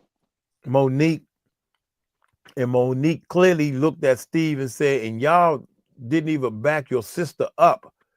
And Steve clearly looked at her and was like, well, Monique, we got to eat too. And we're going to kiss butt like we've been doing. And you didn't want to kiss butt, so we threw you away. We butt kissers. That's what he was saying. We butt kissers. So we're going to kiss butt. Tyler's a butt kisser. We all going to sit over here and kiss Diddy butt. We're going to kiss everybody's butt. Oprah's butt. And you ain't trying to kiss nobody's butt, so you're going to starve. So you need to go over here with Katt Williams. Because Katt Williams is not a butt kisser. Your David Chappelle is not a butt kisser. If she was smart, and this is what kills me about people, you have to be smart when you start moving up this ladder. You can't, you know what I'm saying? There's some things and some stuff that I have to do because I'm making smart moves for my crew. Oh, I'm busting rhymes out, y'all. I'm busting rhymes out here. Let's keep going. Let's keep going. Let's keep going. Power is often framed as a victory for Black representation in Hollywood, but Griffin and Williams suggest it's more complicated than that.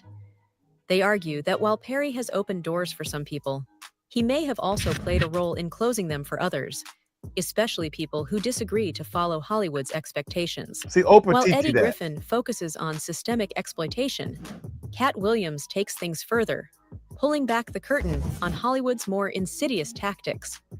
One of his most shocking revelations is about how audiences are manipulated during performances. According to Katt, Hollywood doesn't just influence what viewers see on screen, it controls the atmosphere in live shows. He claims that audience plants, individuals hired to react in specific ways, are often used to handle the crowd's response. These plants can laugh at jokes that aren't funny, clap at key moments, or even boo, depending on what industry wants to push about the performer. Wow. I thought of that a long time ago. See, Katt Williams is smart. I'm going to expose some little secrets that nobody thought is a big deal. That's what Katt Williams is going to do. I'm going to expose some little secrets that nobody thought was a big deal. Like, do you know at the BET or these big awards, right? When the camera sweeps across the audience, they want it to look like a full packed house. So if you get up and use the bathroom, they got somebody to come and seat. They call seat warmers. Yeah. People sit in your seat. People sit in your seat until you come back from the bathroom. Did y'all know that? Y'all put a one in the chat. Isn't that like the Oscars and the and stuff like that? Right. Off the Oscars, the Grammys. Put a one when these people, the Grammys and everybody, put a one in the chat if you knew that they got this thing called seat warmers. If Denzel Washington have to go to the bathroom, somebody would sit with a suit on and everything and warm his seat until he come back from the bathroom, or somebody major. That's amazing. I said, man, I ain't even know that they call seat warmers. And I saw a seat warmer that almost made it in Hollywood. He said, I was a seat warmer. I did everything. I was an extra in the crowd. I played parts in movies with no talking. They don't make that much money if you don't have to talk. My nephew is in a lot of movies, and he studying and doing this stuff. Yeah. I should have said put a 2 in the chat if you never heard of that. But anyway, let's move on. Can you see the number? I think it's 258 people, y'all. Shout out to 258. Really? It's been over 200 for a minute. My Really? bad. Yeah, it's been over 200 for a Yeah, minute. you know, I can't see nothing. I just wait for you to pull somebody up and, you know. Yeah, two, yeah. Oh, there's some twos in the chat. So you never heard of this. I didn't know that either. But it's always been smoke and mirrors, I guess, you know? Yeah, extras. Yeah. It's all about, and so Katt Williams, now think about it. If you got extras, let's say you got, I don't know, you hire 50 people to go to a show. They help the outcome to sway, because half of the people that come, they gonna follow what everybody else is doing. If everybody's boo, you ain't funny, boo, or he ain't funny, I ain't know that. Ooh, okay, boo, yeah, boo. No critical thinkers. Right. I remember in our areas, a lot of gangs, the A-Team, Gangster Chronicles, they was deep. I went to my first little go-go. I'm showing off, thinking I'm all that. Oh, shucks. I'm going to the little go-go band, go see the band play. So now it's a band. The band started playing, and everybody jumping up. Gangster Chronicles. Say what, y'all? Gangster Chronicles. I'm like,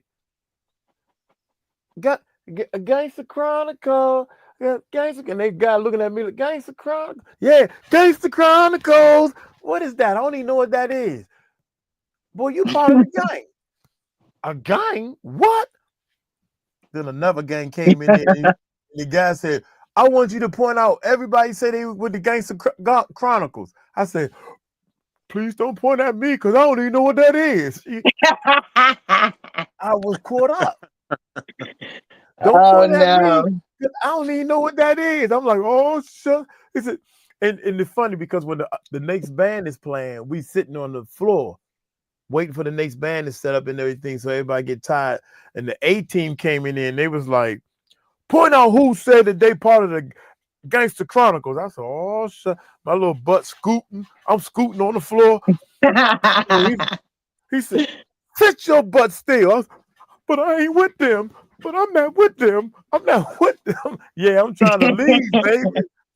No bull, man. So you get this, you get this crowd of people. You get a crowd of people, and monkey see, monkey do. People start following. Yeah, and it happened to me. I know it happened. He already had his deals when he got here. Have we heard of a comedian that came to LA? Murph, this is what you just said, Murph.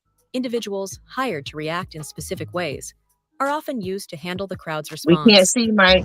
These plants can. Thank you, man. Y'all, you know what? Y'all get on my nerves. Y'all need to be. I wasn't sure if you were not trying to show it and just doing the audio, so that's why I like give it a second and see if you know. Right. No, I'm saying y'all get on my nerves, because y'all supposed to be over here clicking these buttons. It's hard. No, Mike just hates us because we're dragging him back. That's why. Yeah, I hate it. Hold them by the collar. I hate it because y'all always right. Y'all catching all my mistakes, but that's your job to do. Here we go. I'm about 98%. Individuals hired to react in specific ways are often used response. These plants can laugh at jokes that aren't funny, clap at key moments, or even boo, depending on what industry wants to push about the performer. He already had his deals when he got here. Have we heard of a comedian that came to LA, and in his first year in LA, he had his own sitcom on network television and had his own movie called Soul Plane that he was leading? No, we've never heard of that before that person or since that person. Wow. What do you think a plant is? Maybe people don't understand the definitions of these words. For Katt Williams. Maybe people don't understand the definition of these words. That's a joke by itself. And in his first year in LA, he had his own sitcom on network television and had his own movie called Soul Plane that he was leading. No, we've never heard of that before that person or since that person. What do you think a plant is? Maybe people don't understand the definitions of these words. For Katt Williams, it's not just about how people see comedians. He thinks there's some serious mind games happening on a bigger level. He has even dropped some wild claims about the government being involved in Hollywood. Katt believes that agencies like the CIA and FBI keep a close eye on comedians, especially people with big followings who can sway public opinion. Given that Katt's comedy often dives into controversial topics, he feels like this kind of surveillance isn't too crazy to believe. He sees comedy as more than just laughs. It's a place where ideas clash. When comedians push boundaries or challenge the status quo, they can end up on the wrong side. Whether people understand it or realize it or not, I've said this before, we've all been inappropriately touched in Hollywood. Whoa. It's just, that's what it is. We've all, at some point or another, been inappropriately touched in Hollywood, whether you realize it or not. Yep. Wow. Y'all heard that? Wow, yeah. And you know what? That's, yeah. Y'all know who that was, right? Yeah, from Family Matters, Eddie Winslow. Yeah. And that, you know, they built that whole sitcom around that police officer. I thought it was around the wife. It was a spinoff of Perfect Strangers. Oh, from the wife? Yeah, Whoa. because she was the elevator operator in Perfect Strangers. And then she kind of always had some like one-liner punchlines for him every time they got in the elevator when they was at the newspaper, I think, or something like that, where they worked. And then they spun it off for her because it was like her family. Yeah, send me a link on that one then. No, I thought that well, this is what I heard. I heard it from people, the police officer himself from 𝗏𝗏𝗡𝗏. Steph, I've just got to say, your knowledge on this, you're the equivalent to Maggie. You do your research. You know bloody everything. You smell Stephanie? 98%. Still got that 2%. I can fall off the cliff. Right. I think, and I believe her on that because I think that I don't know what show you talking about. You gotta send me a clip to that. Perfect Strangers was the guy with 𝗟𝗡𝗢𝗡𝗞 or something like that, and he was like from, I don't know where he was from. I want to say like Turkey or something, but he was from some foreign country, and then he came and moved in with this other guy with really curly hair. I don't know, and 𝗟𝗡𝗢𝗡 was like kind of get acclimated with American culture. It was kind of just like a weird, like it was just a weird it was in the 80s. A bunch of weird stuff. But it was like like you know how you take somebody from another country, you put them in America, they're trying to figure out like different stuff, they're saying different stuff. Yeah, so it got to be some clips of that on YouTube. Yeah. She was the elevator operator, and this was supposed to be her Family Matters. So it's supposed to be a spinoff of Perfect Strangers. Yeah. And I heard, and it's funny because I heard on a talk show, he said the same thing. So maybe it could be both of them. Let's take those people and put them with the police officer in 𝗏𝗏𝗡𝗏 and do the same thing. Yeah, he said that there's nobody here in Hollywood that's not being inappropriately touched. Yeah, I understand that part, but right in Hollywood, first of all of them, and what makes it so bad is that little boy. Did I do that? Urkel, yeah. Urkel wanted. Urkel, yeah. He was hungry for this stardom. He wanted to play the best parts he could. He took over the show. Everybody loved him. All the writers said we had no choice but to push him more because this little boy come from next door, like you said, the elevator girl, right? Everybody liked the police officer in 𝗏𝗏𝗡𝗏. A lot of people like these side. Oh yeah, he was a police officer in Die Hard. Yeah. Sometimes people like the side character so much, they end up trying to build a whole system around them. Yeah. And then what happened was a side character, then I ain't do that, came in and he saved the show. And Orlando Brown said he used to bully him. That he was terrible mean to him. That's allegedly that's what Orlando Brown said. I can't that was when I heard that, I was like, man, that's messed up. Yeah. Steve was a side character, yep. And they would try to do at least 2 or 3 episodes without him in there. And they was weak until he come in. Hello. Man, that dude, he made that movie. He made that. I don't care what anybody say. All right, let's keep going. Let's keep going. Evan told you he wasn't gonna wear no dress until they offered him the dress, and then he put it on. And what did he say after he wore it? I made my own decision. Duh. But you didn't make it before they brought it up, did you? In the industry, they tried to make him wear a dress. Have you ever ran into that with scripts? And is that something that, you know, you wouldn't do, you know, for definitely haven't ran into to put on the dress. I mean, you know, you have to have boundaries. You have to have limits that you refuse to cross. You know, protecting my brand is definitely a priority. One of the most heated debates in this conversation is Hollywood's trend of putting Put black that dress men in on, dresses for laughs. Both Eddie Griffin That and part And look wasn't even- terrible in it. It looked terrible. It was not funny. It didn't even match what It was almost- terrible. It was just a bad look altogether. It almost didn't even match what, dude. This, all right, just give me the dress. Finally, okay, you got 5 minutes. Put the dress on. Go out there. Fine. Okay, whatever. What y'all want me to do? Just wave at the people and just put the dress on. We let everybody know that you one of us now. That's it. Okay, whatever. And he did it. I don't know if now he in the Diddy parties.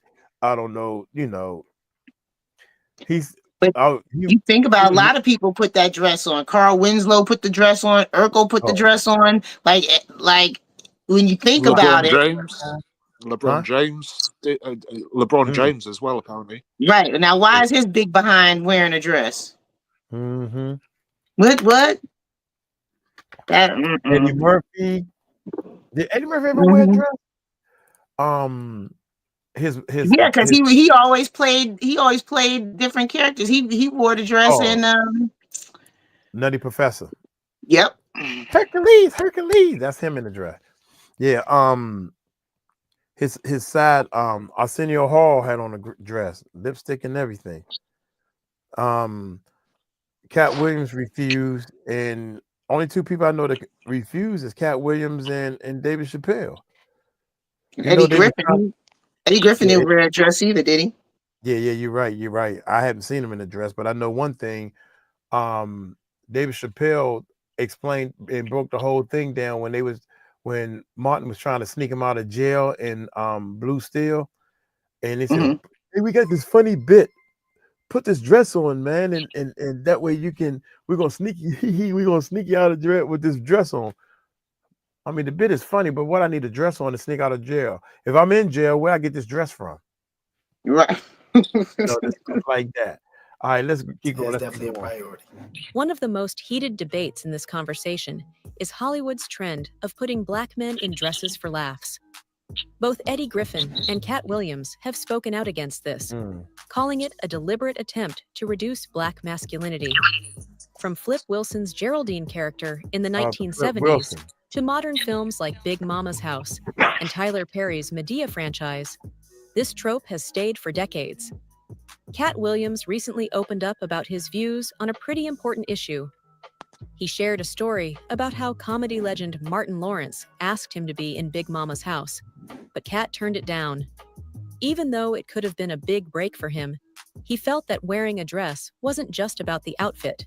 It represented something bigger. He didn't want to compromise who he is or play into stereotypes that put down black men. Eddie Griffin has also spoken out about this trend, pointing out that it's strange how many black male comedians get asked to wear dresses while their white counterparts don't. He thinks it's part of a bigger issue where the industry tries to control and undermine black men. You know what? This been too long. Y'all fired this time. Should I rewind a little bit at least? Because I was saying some good stuff. On a pretty important issue, he shared a story about how comedy legend Martin Lawrence asked him to be in Big Mama's House, but Katt turned it down. Even though it could have been a big break for him, he felt that wearing a dress wasn't just about the outfit. It represented something bigger. He didn't want to compromise who he is or play into stereotypes that put down black men. Eddie Griffin has also spoken out about this trend, pointing out that it's strange how many black male comedians get asked to wear dresses while their white counterparts don't.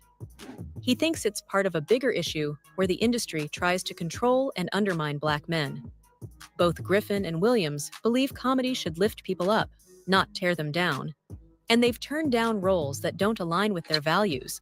The impact of these portrayals is pretty significant. Some folks think characters like Madea or Big Mama are just harmless fun, but others argue they reinforce negative stereotypes. They feel these roles reduce Black men to one-dimensional characters, making it tough for audiences to see them in more serious lights. Him and Tyler Perry can't play a man to save their life. They play good women, and I believe that the best actor should be in the best role. We put too much pressure on Tyler Perry. You know what I mean? He ain't put nobody on. The people that been in his productions, they not famous. All of them can walk through the mall without security. Be what you're gonna be, but put your people on. If you a gay person and you in there, put some other gay people on. Put somebody on. Or don't be wondering why people keep saying gatekeepers. Because clearly, y'all are keeping these gates. Clearly. When people talk about the power imbalance in Hollywood, a common question pops up. Why don't more legendary Black stars team up? Just think about how amazing it would be if Eddie Murphy, Tyler Perry, Will Smith, and others joined forces for some groundbreaking projects. But the truth is, it's way more complicated than that. And it's not just about busy schedules. First off, the industry itself kind of pushes against these collaborations. Hollywood is all about competition, and the way things are set up often puts talents at odds with each other. This keeps any one group from getting too much power. So, even the most successful Black entertainers end up working in their own little bubbles. Tyler Perry is all about family-friendly films. Eddie Murphy is known for his hilarious comedy, and Will Smith is the king of big-budget dramas and action flicks. They each have their own vibe, which makes it tough to find common ground for working together. Eddie Murphy has talked about the challenges that come with being in Hollywood. Even though he's one of the biggest comedians ever, he's still faced the biases and limitations that are all too common in the industry. He's hinted at how unfair things can be, especially when it comes to getting funding for projects led by Black creators. Despite his success, he's run into obstacles that his white peers might not even think about. This kind of unfairness makes it hard for Black creators to take risks and often leaves them trying to make it on their own instead of teaming up and sharing ideas. Plus, personal branding plays a big part in this too. Each of these stars has carved out their own unique identity, often aimed at different audiences. Tyler Perry's Madea movies might not vibe with Eddie Murphy's style, or Will Smith's action-packed storytelling. And while teaming up could really turn things around, the money people in the industry usually play it safe and stick to what they know works. So, at the end of the day, the lack of collaboration among these Black icons isn't just about personal choices. It's a sign of the industry that makes it tough for them to come together, ensuring that individual success doesn't really lead to collective power. Diddy's in trouble. Oh, nigga too. This nigga, Diddy did it. He did it. Diddy do it. Yeah, he did. Diddy did it.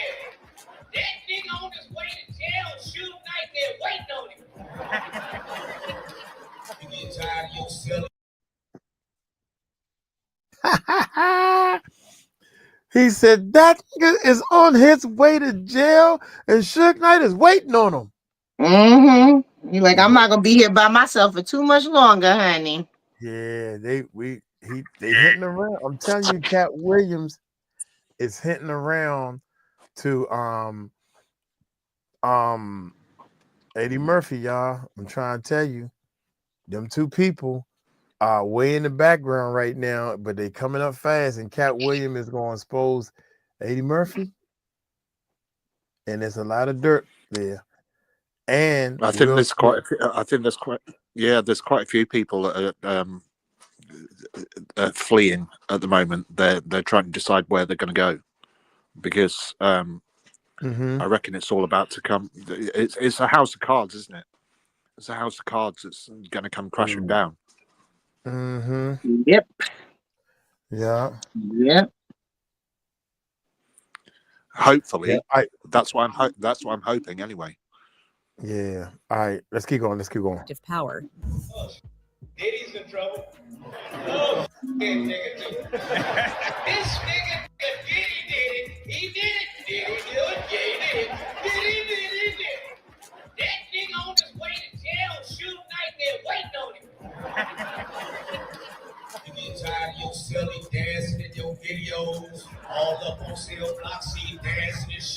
Come on over to death row, baby. Hollywood's got its fair share of drama, and it's not just on screen. The social scene is a whole other can of worms, especially with those wild parties thrown by some of the big shots. These are more than just a chance to dress up and sip champagne.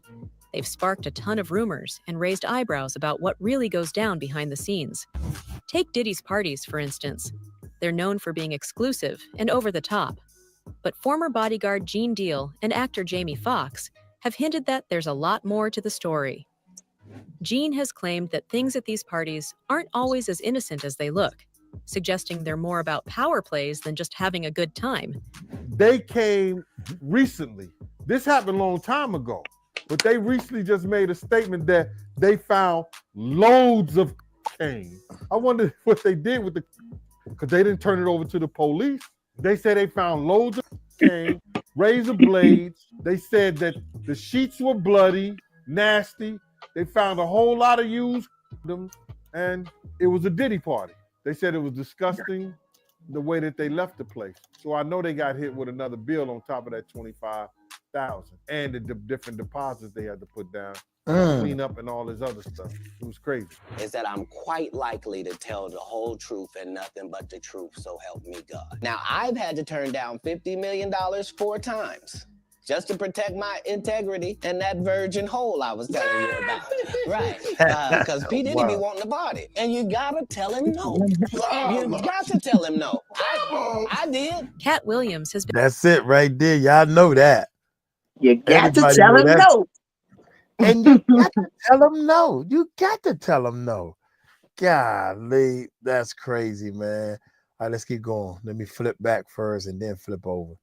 Been pretty outspoken about these parties too. He said that they often feel like initiation rituals for those in the Hollywood inner circle. According to him, attendees can find themselves in some pretty compromising situations, with everything being documented for leverage later on. For Williams, these parties are a symbol of Hollywood's dark side, a place where ethics take a back seat to manipulation. And it doesn't stop there. There are plenty of stories about exploitation that just add to the creepy vibe, showing an industry that's willing to throw its own under the bus to keep control. These people are not powerful. Satan can't create anything.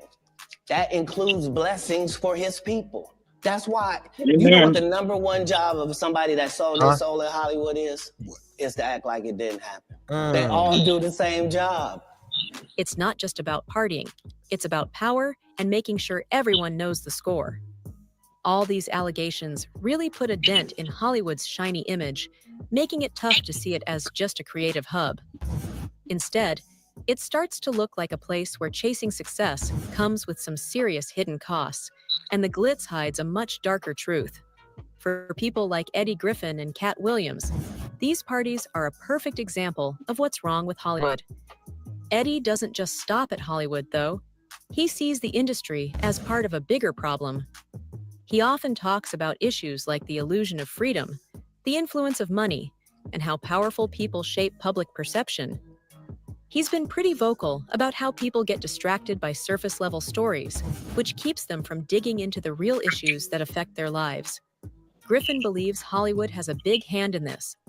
By controlling the things we see, the industry people encourage fans to think critically about what they watch, whether it's the glamorization of certain lifestyles or the reinforcement of stereotypes. According to him, the entertainment world often works alongside elites, making it very important for people to question the media they consume. But what's your take on this whole situation? Let me know your thoughts in the comments. Let me know, y'all. Yeah, I don't need to stop it. It stopped. I just need to just go ahead. Bam. Oops. Go ahead. Bam. Yeah, I'm learning. Man, what did y'all think? Look, as far as Oprah and Eddie Murphy, I think, to be honest, if they are dirty in any kind of way, they know how to play the game and keep their dirt a secret. Oprah just slipped up because she was at some of them Diddy parties. That's all I saw. Oprah, I don't even think she's been getting away with that. I just think she's had a whole lot of money because I haven't done, like, I've never really liked Oprah. I'll just be honest. Something about her when she had the Oprah show, she just rubbed me the wrong way. But you know, she had that school in was it South Africa or something? And yeah, and who was there with her when she opened that school? I don't know. I have no idea because I don't follow. Like, I don't follow. I just know there was some T.D. Jakes. Who was with her? T.D. Jakes. Yeah, I know they said the headmaster was violating kids or something allegedly, and I don't know.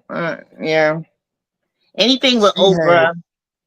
Oprah had the movie, the guy, the big dude in the movie theaters. I mean, in the movies that was doing bad things on her show, and she never said anything, and she's still sticking up for him, and he don't went to jail. One of the Steens, yeah. Yeah, was it Epstein or something? Her name's been thrown about too much for there not to be. You know, there's no smoke without fire. I mean, actually, allegedly she was friends with all of them. Actually, she has pictures with all of them. I mean, that doesn't necessarily mean they were friends, but they say that she was friends with all of them. Like, so. I think that personally, and it's just my personal opinion, and this has got nothing to do with Mike, just for YouTube purposes. I'm just saying that I think that she is kind of a headmistress for a lot of this stuff. Yeah, I don't put it past her. Like, if that came out and a whole bunch of people came out on her, I'm not putting it past her. Like, there's not too many people I'm gonna be like, oh my goodness. I'll just be like, My whole thing on all this with the Will Smiths and whoever doing whatever, somebody doing something wrong. We know that part. Too many kids being missing. Yeah. But it comes a time in anybody's life where you got to say, I got enough money. I mean, after $100 million in your bank account, you can't do nothing else. You go, what car you want to buy? You don't even have to worry about what car you're gonna buy, because you can buy the whole daggone car dealership. Yeah, it's like, what else do you want? Like, after you get everything that you could ever want, what else could you possibly want? Like, at this point, if you don't, this is when I think, if you don't switch to start helping others, you greedy, you stingy, you not helping others. So you got to find something to do with the money. You got to find something to do with this money. And that's when the devil comes in. Why don't you buy a little baby? Oh, I can buy them? How much are they? Well, come talk to my man. Stuff like that. Yeah, that's crazy. Dumb stuff come up. All you got to do is go help some people instead of spending all this money on something stupid. Right. Go help a little small city. Right. And that right there is the part that's so offensive, is that with all this money, with everything anything you could possibly do in the world, this is what you decided was worth your time. You decide to do? Really? This is what you decide to do? Hurt people. If you buying somebody else's baby, if you are making other people, well, you know what? This how I got in, so this how they gotta get it in. Because what I think is happening is these billionaires that like to sleep with I'm just gonna call it new meat. These billionaires like to, they got a thing. He's new, try him out. Because he's a man, but he want in because he want my money. And I just want, here goes your money, Kevin Hart. Put the dress on. When I do this, everybody see you with that dress on, know you fresh meat. And this is just my belief, allegedly or whatever. Everybody knows you're fresh meat, and you're willing to let me get that behind, because I have a fetish for fresh men behinds. And that's what I think it is. It got to be. Yeah. I mean, they could end homelessness with all this money. Right. So Puffy is all hired up, allegedly. Puffy is all hired up, and this producer been living with him. Slim, look, man, Puffy, I want this deal. I want to do music so bad, but I don't get off of me, man. I don't come on, man. You know I'm not down with that stuff. Y'all go ahead. I won't say nothing. Nah, man, you gotta be one of us. And Puffy got tired of trying to break him because he couldn't break him. Couldn't break him. So Cuban, you go over there, man, because you know how to break people, because you done broke some people before. I can't break them. You go break them. Look here, man. You know you got to be down with one of us. You know what I'm saying? That's my Cuba Jr. Style. Yeah, well, Cuba's going to be going down for sure. Right, because he touched that boy, and that boy said, "Man, look here. I'm gonna put you in the lawsuit, and then your sons. They was born into it, so I don't blame them. Will Smith's son was born into it. I don't blame him. But they know it's wrong because they know they got to keep it hush hush. Yeah, and and this kind of relays back to, unless you've got another video to play, Mike. Have you got another video to play? No, I was just going to say, and this kind of reverts back to yesterday's conversation about Ali, because she's been through this stuff, and do you know what I mean? And so she knows what to expect, and she's frightened. She's frightened out of her life, man, because she knows what the case could be. And I'm not saying that her mum in that video that we showed yesterday, I'm not saying that her mum reacted in the way that especially a therapist should, but I believe she was acting as a mother and not a therapist. Do you know what I mean? So because she was scared for her child. Yeah. And check this out. That's I can't wait a minute. I found a way to blow this. Yeah, I found a way to blow this screen up a little bit. Yeah, Aisha, what's going on? Now you ask yourself where the missing kids. Many, likely many have been shipped from the USA to Mauritius Island. The islands. Mauritius. Is it Mauritius? Is that how they pronounce it? Mauritius Island. Either Mauritius, something like that. Mauritius. Yeah, Mauritius Islands. All right. Here's what tripped me out. I watched the movie. I paid for the movie. I sent Steffi the link to the movie. I thought she'd be able to see it. But if you log in to my account, you'll be able to see it. Or we pay all the time. What is it called? Sounds of Storms. Sound of Freedom. Sound of Freedom. Sound of Freedom is the name of the movie. I watched it. It was all right. It was, you know, I knew what to expect. It wasn't no harsh. I seen traffic movies that was harsh and crazy. It told a story, good plot and everything. But the one thing I got out the movie was the island. He got this millionaire guy to help them bring down people before. He never spent this type of money, but this millionaire got enough to buy this island to get these people. And it's funny because when they pay for the island in the movie, right? When they pay for the island, it still didn't look like money. It looked like y'all bought maybe $10,000 worth of decorations at some little island. All your boats came up and let's film. That was it. And it was, when I say $10,000, it probably looked like $5,000 to be honest. It cost the other $5,000 to get all the people there to the island. But anyway, it was a great movie. It was a great movie. You could tell, since I know a lot of stuff, I could tell what's budget and what's low budget, high budget, or whatever. But anyway, but you're right though.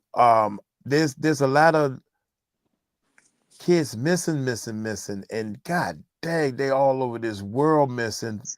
That's a shame. Can you imagine kid being kidnapped and being trafficked, stuck into some type of they've been drugged and put into a suitcase, so to speak, as a carry-on bag of a private jet. These are private jets. These people got money, so it's a private jet. So they don't have to go through the X-ray conveyor belt and see a little kid in there. No, they go and they talk to these same people that they've been giving them tips. Hey, Mr. Cross, how you doing? How's your family? Hey, how you doing? Here you go, buddy. Here's a tip for you. Oh, thank you, Mr. Cross. Because they working with the jets, the private jets. They got to come through. They got to go through some type of custom, but it's private. So they don't want to give these millionaires any squawk. And I'm telling y'all how the world works. They don't want to give them too much squawks. They millionaires. I want my Christmas bonus. I want my it's Christmas time, man. Yeah, you right. Look here, Mr. Cross. They want me to search your bags because they started to look for these kids. I just want to let you know that. Oh, okay. Thank you, sir. Here you go. So the next time when I come, I ain't gonna have no kids in my bag. You know what? Remember when Jag was on Piers Morgan and she said putting people into suitcases and stuff like that? Remember that? Yeah. And people were all up in arms when she said that. You know what's the most kind of disturbing trend that they started doing is people have been in suitcases being pushed around. And I don't know what they're doing. It's some trend that they're doing. And I see like these grown people in a big suitcase and somebody else is pushing them around. I'm thinking to myself, so everybody was up in arms when Jag said something about putting people into suitcases. And now you're showing us that you literally can put people into suitcases. Like, it's just disturbing. Look at the Sarah Boone case. You hear about the girl that the Sarah Boone case. Yeah, she zipped her husband in the suitcase and fell asleep. Her boyfriend, yeah. And the boyfriend died in the daggone suitcase. My mother looking at that daggone thing on court TV. She literally videoed it, but she was apparently drunk at the time, and she couldn't remember having videoed it. And they took her phone. They went in and questioned her, and she was saying, "Oh no, it was a joke." And then I went upstairs and fell asleep. It's just that's disturbing, you know. That's disturbing. And on the video, he's literally saying, "Please let me out. I can't breathe." And literally, that was one of the things. Like, I remember being little. You know, your parents would be like, "Don't you be playing them suitcase? Get out of the suitcase!" Like, you know, like, I don't know. I just feel like nowadays that they do everything that we were told that you better not do that. You know, and it should be common knowledge not to put somebody in a suitcase. Like what? Right. But it's disturbing.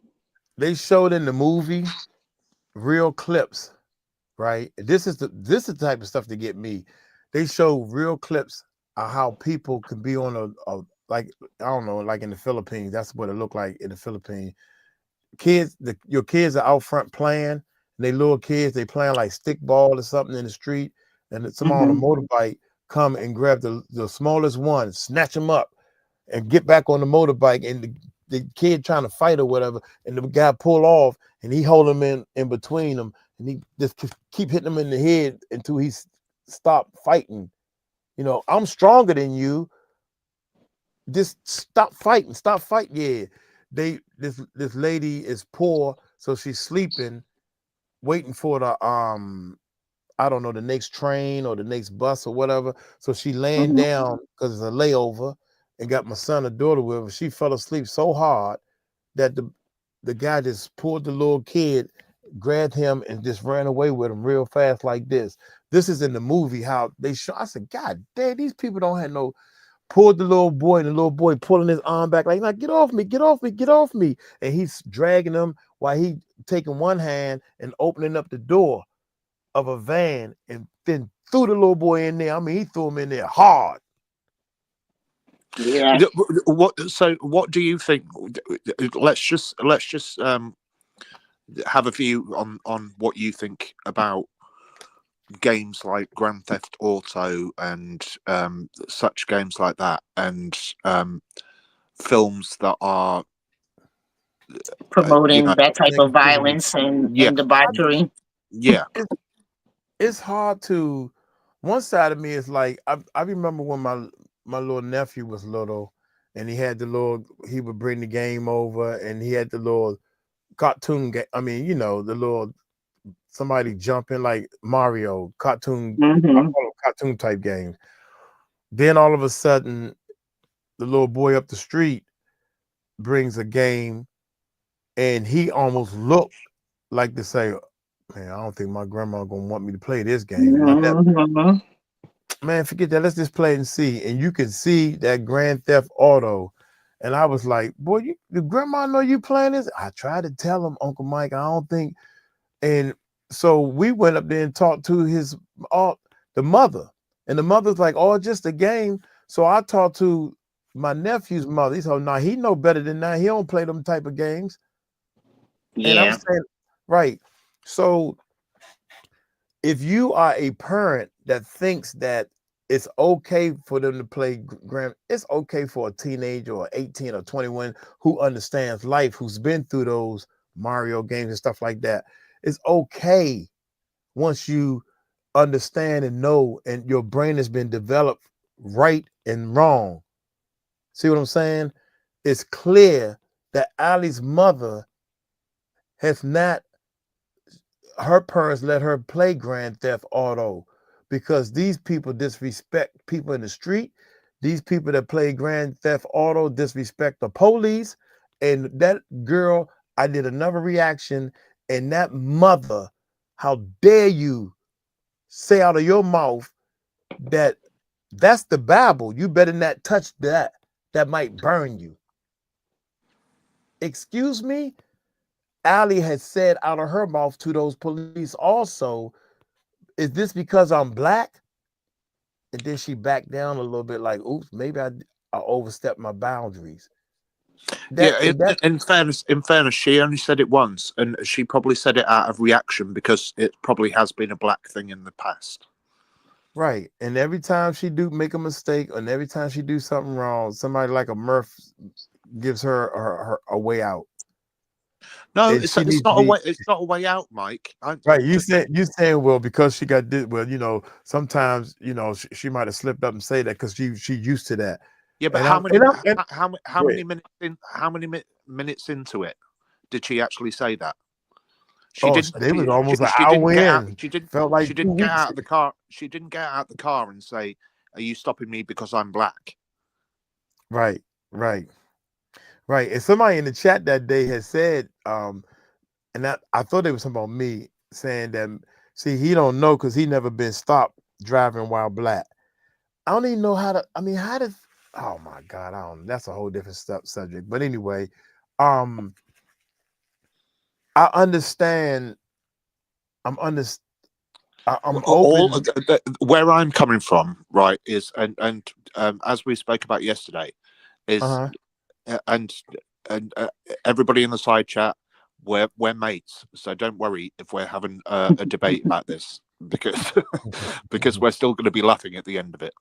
So where I'm coming from at the end of this is it's about the victim side of things. So you're coming from what it's like to be black and to be stopped, and I don't, and I'll never know that. Right, but I think that they were saying it to me. I don't know what it's like to be driving while black. No, they're probably saying it to me. You're right. But yeah, they're probably saying it to me. But what I'm saying is, I'm looking at it from a victim's perspective, because I know how the mind works. I know what trauma does to people. So, and she only said it the once. She only said, "Is this a black thing?" Right. So I went back and watched the video after we'd done it, so that I could reevaluate it. And she only brought it up once, and then she didn't. But did you see the look on that police officer's face when she said it? Yeah, but that's his problem. That's his problem. That's not her problem. No, That's his that problem. police officer had a look on his face like, excuse me? How dare you say that? Yeah, and that's why she didn't say it again, because she knew as soon as she'd said it that it was wasn't a wrong. black thing. But she knew when she said it that she was wrong. She Just like knew that she was wrong, but at the current moment she was triggered as hell. right. Just like Linda's saying, she said, I never allowed my sons to play Grand Theft Auto or any other games that were violent, and never let them even watch any violence on TV. But now they're fathers and understand. Wait a minute, you got kids you got grandkids? Just get her. Somebody block her. She lying. She got to be lying. You look like you just got out of high school, girl. Nah, I talked to her on the phone too. Yeah, you're right. You're right. And like my nephew got kids now, and he's going through the cycle of teaching. No, don't do that. What did I say? Say no. Say yes. Okay, now say thank you. Thank you. I know he got it. For the newbies here, get used to Mike flirting with you. Oh, she know that. Yeah, if y'all new here and you got a pretty picture, please put it up. No, but what happened? See, what had happened was, my nephew, there was a couple of my nephews sitting here telling me. He said, "Man, I got a buddy of mine, got 2 kids. They older than him, and he cussing at the kids. Take that damn trash out. What the heck is wrong with you? Are you fucking wrong? And you blah. See, I'm cleaning up my act a little bit. I said one thing. I said one. Anyway, so she said, I got 6 grandkids. Bless your heart, girl. Bless your heart. So he said, man, he be cussing at the kids and all that stuff. I said, yeah. I said, you remember when you used to hang around me? And when I see you around, you don't hardly hear no cuss words out of my mouth. He said, yeah, you got that right. The only person who used to cuss a lot was his mother. And his mother said, this is my mother in the house. I'm going to cuss if I want to. And I broke some things down to nephew. I said, nephew, everybody is not going to be good parents or whatever the case may be. So anyway, yeah.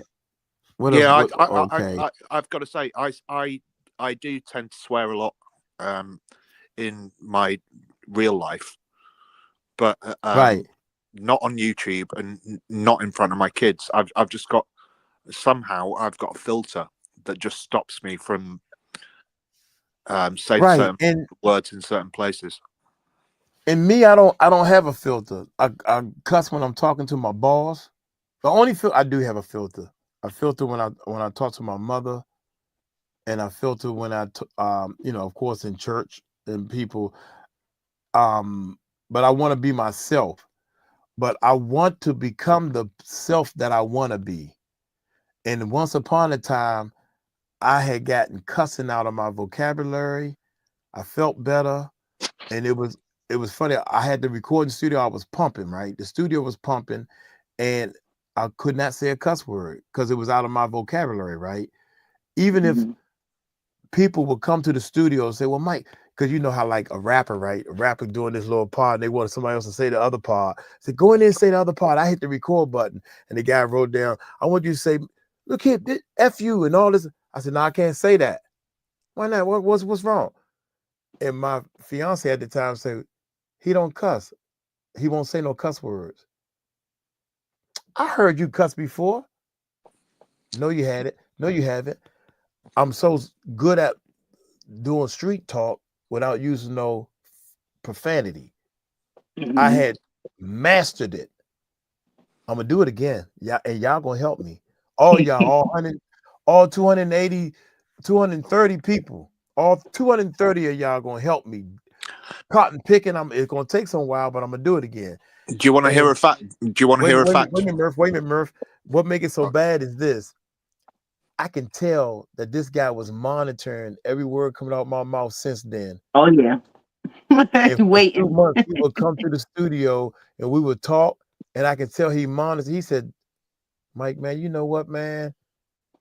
I ain't never heard a curse word come out your mouth. Your wife was right, or your fiance or whatever at the time.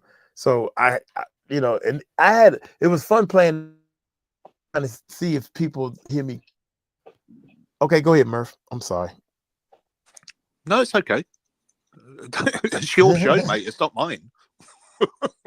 Jamie said, Jamie, what you talking about? Put Jamie on timeout because she telling lies again.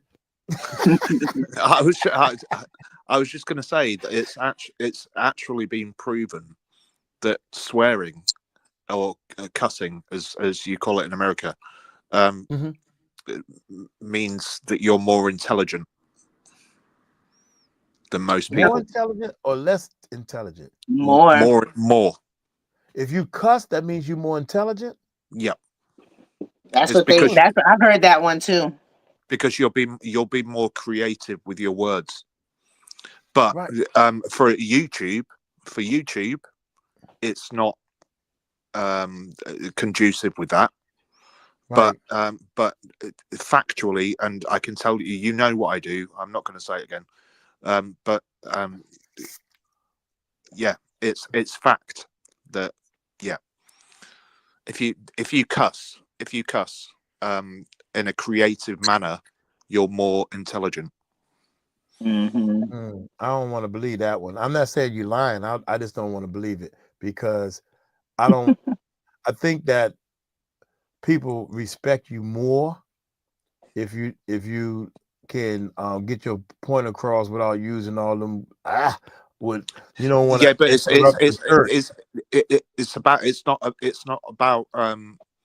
about how you use them, not when you use them, if that makes sense. Oh, so for instance, we used to have a saying like I'll smooth cuss you out. So it's like I cuss you out, you don't even know I could cuss you out. Yeah. I done threw him in there real smooth. You didn't even know. So what I'm talking about here is, if you're using cuss words in a friendly manner to make conversation more opening, colorful, yeah, colorful, yeah, then it's more creative, which makes you more intelligent. If you're using them in an aggressive manner, then that's a totally different scenario. I have heard that.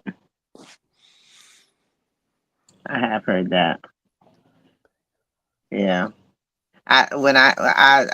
Before I had kids, I had a mouth, but I'm very quick on my feet with things. So and then when I had my kids, I had to I just like Murph and just kind of never really around them. It's just natural. And then, as they got older and adults and they were able to hear, they'd be like, oh yeah.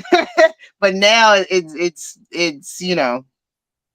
it's not, as much or anything like that. Now sometimes, whatever, but not usual. Usually I can find other words to reiterate my point.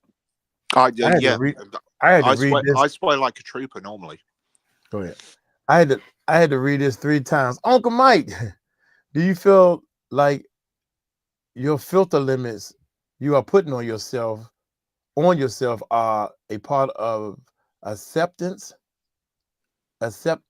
to you're being a tough boss on yourself now that you're full-time working for yourself? Interesting. That's very interesting, and that's why I put that up there. Beautiful question. I like that right there. Questions like that are hard to answer, so I'm gonna put you on timeout the next time you ask me this hard question. No, but for real though, no, I'm what I'm trying to do is I'm trying to get myself ready for backlash. Number one, backlash. If let's say if I'm cutting up and cussing and doing all this stuff on this YouTube channel, right? And now we got so big where we can get a deal, I don't know, with a church. I don't know, with help the children that sound like fundraiser church stuff. and we had a real church that's going to help us, and they ready to drop $1 million, and they say, Pastor, look at this guy. This, you sure you want to? And I'm on here saying, and y'all motherfucker, man, fuck all y'all. Y'all can kiss my ass. You want him? Yeah. So I'm taking all that in consideration. I'm taking in consideration some of the people who left. He got a nasty mouth. God dang, I can't take no more of this. Some people are not into the cursing. So I want to train myself, because I was a great leader. I had 4 to 5 engineers working for me, and I had like 2 or 3 secretary people, and the wife acting like she doing stupid. I mean, she doing stuff. Anyway, my point is, I'm right at where I was the best at my I was the best mic I can be. I had all this equipment. I had all these people coming to the house. I had the studio was packed up. The YouTube channel's doing great. I was at the same level, and I dropped the ball some kind of way. You know, I thought I was the man. I thought I was the shizness. You know, I was cussing people out, and people think it's the drinking. No, I always been drinking off and on. I'm cool when I drink. You know, it ain't the drinking. And I had already made up my mind I wasn't gonna drink no wine today. And I could have done the same thing and been cool and collective, and y'all gonna see, because I'm gonna drink some wine tomorrow if we come on, especially Christmas or Christmas Eve. So there's been times in my life that I don't want to be the leader, but I'm the only one that understands that when you are a leader, people counting on you. How dare you let them down? When you a parent, these kids are counting on you. Somebody, I think it was the little boy AT2 or whatever, AT2 channel, and the other guy that was making the Black Owl cry. Them 2 people that was ganging up on her gonna sit here and say, you follow Jaguar, but she don't take care of her kids. Okay, let's say that's true. You think on purpose she didn't want to take care of her kids? Or do you think at the time of her life when she couldn't take care of her kids, how you think she felt about that? Huh?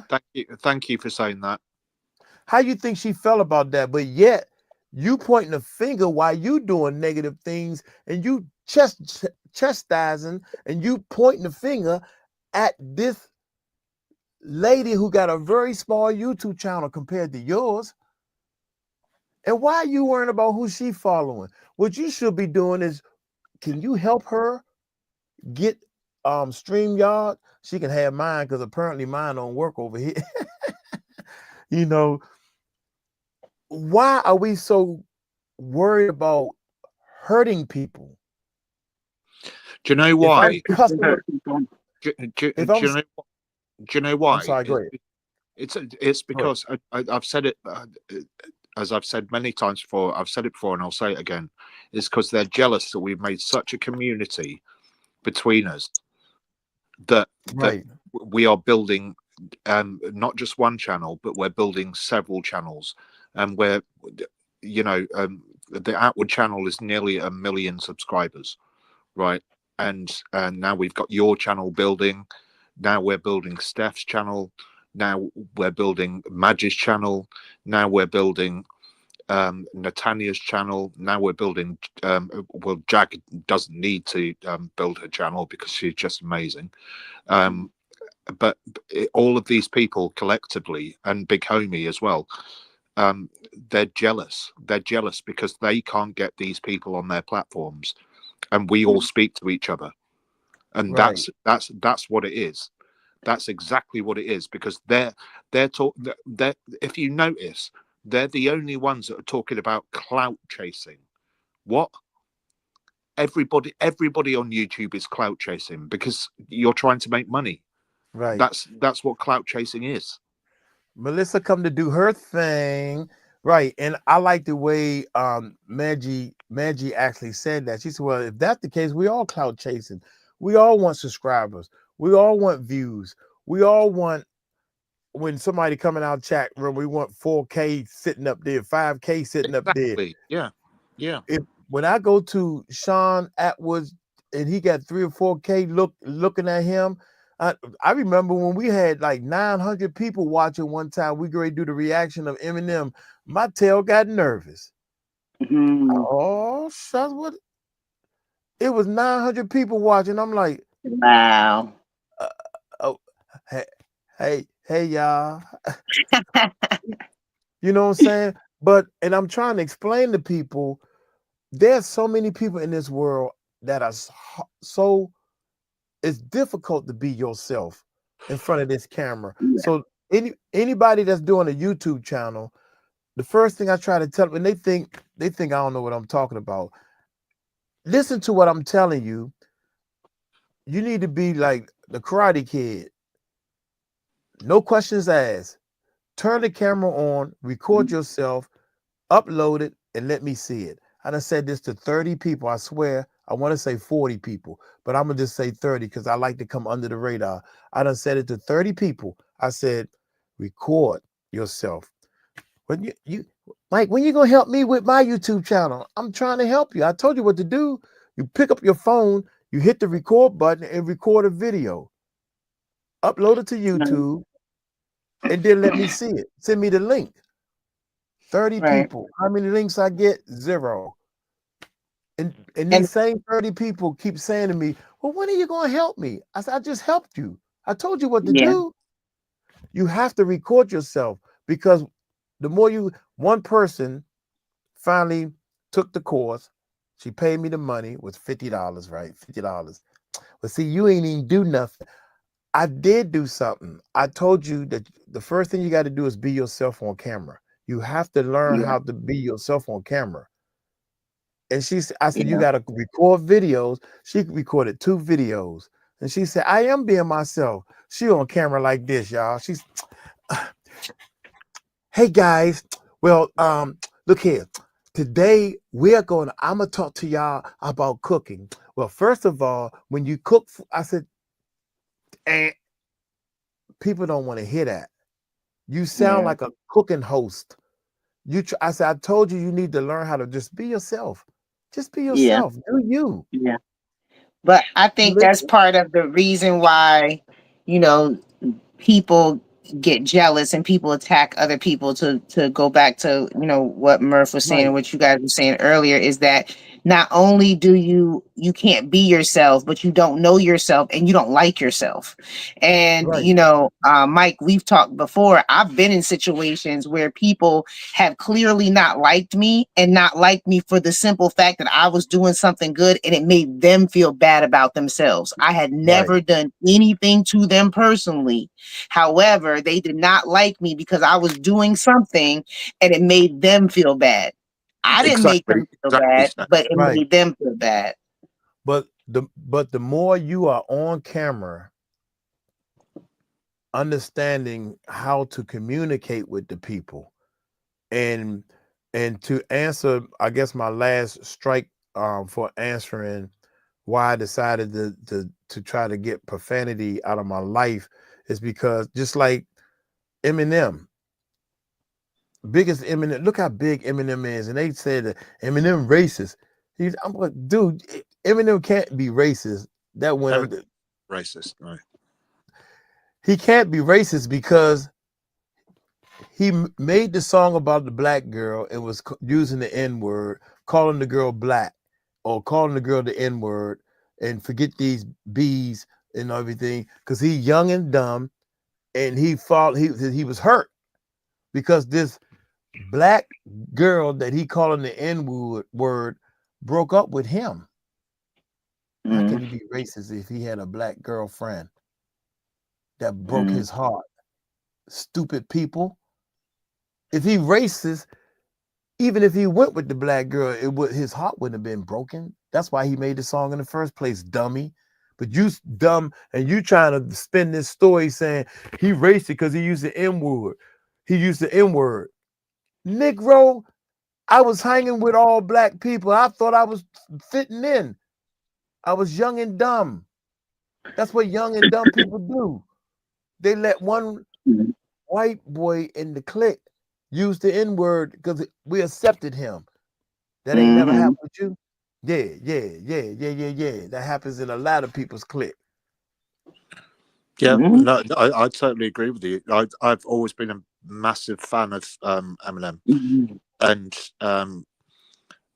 it just astounds me. It really astounds me with this whole racism thing between white, black, Asian, Pakistani, whatever, wherever you're from, because why? I just don't. I've never been able to see it, even since I was a small kid. I mean, my best friend when I was in primary school was a Sikh, and I just don't get it. I don't get why we're looking at people's races and making fun of people and the color of their skin or where they're from, or it's about the person. It's not about what color your skin is. Even white, I go for tans, right? I'll openly admit I go and get a tan if I'm on holiday. Do you know what I mean? So I tried to change the color of my skin. So what does that make me? You tried to change the color of your skin? Yeah, because I like to be a bit more tanned. Yeah. And it's Do you know funny what because I mean? I know people that are beautiful the way they are, and they want to change something about themselves. Like Lil' Kim. Lil' Kim got this little ugly old Michael Jackson nose now. Because she spent millions of dollars to change. I said, oh, what you done did? Your nose was fine. It wasn't nothing wrong with your nose. I like big nose. Me too. I can slurp on them. Me too. I don't slurp on them, but I like big noses. That's funny. Who said that? Who said that? But the racism thing comes from, if, like, once again, if you don't feel secure in who you are, in order to feel better about yourself, you feel like you have to push someone down. But when you are secure in who you are and where you are, you can shine your light. And when you shine your light, you give others permission to shine their light. You want everyone to have a light. You don't need to dim their light in order for your light to shine. You already know your light shines. And so that's the problem with a lot of people is that, even now they fight about, oh, well, they're going to take the money and it's not going to be enough money for us. And they're going to have a channel. And they're going to take these subscribers. No.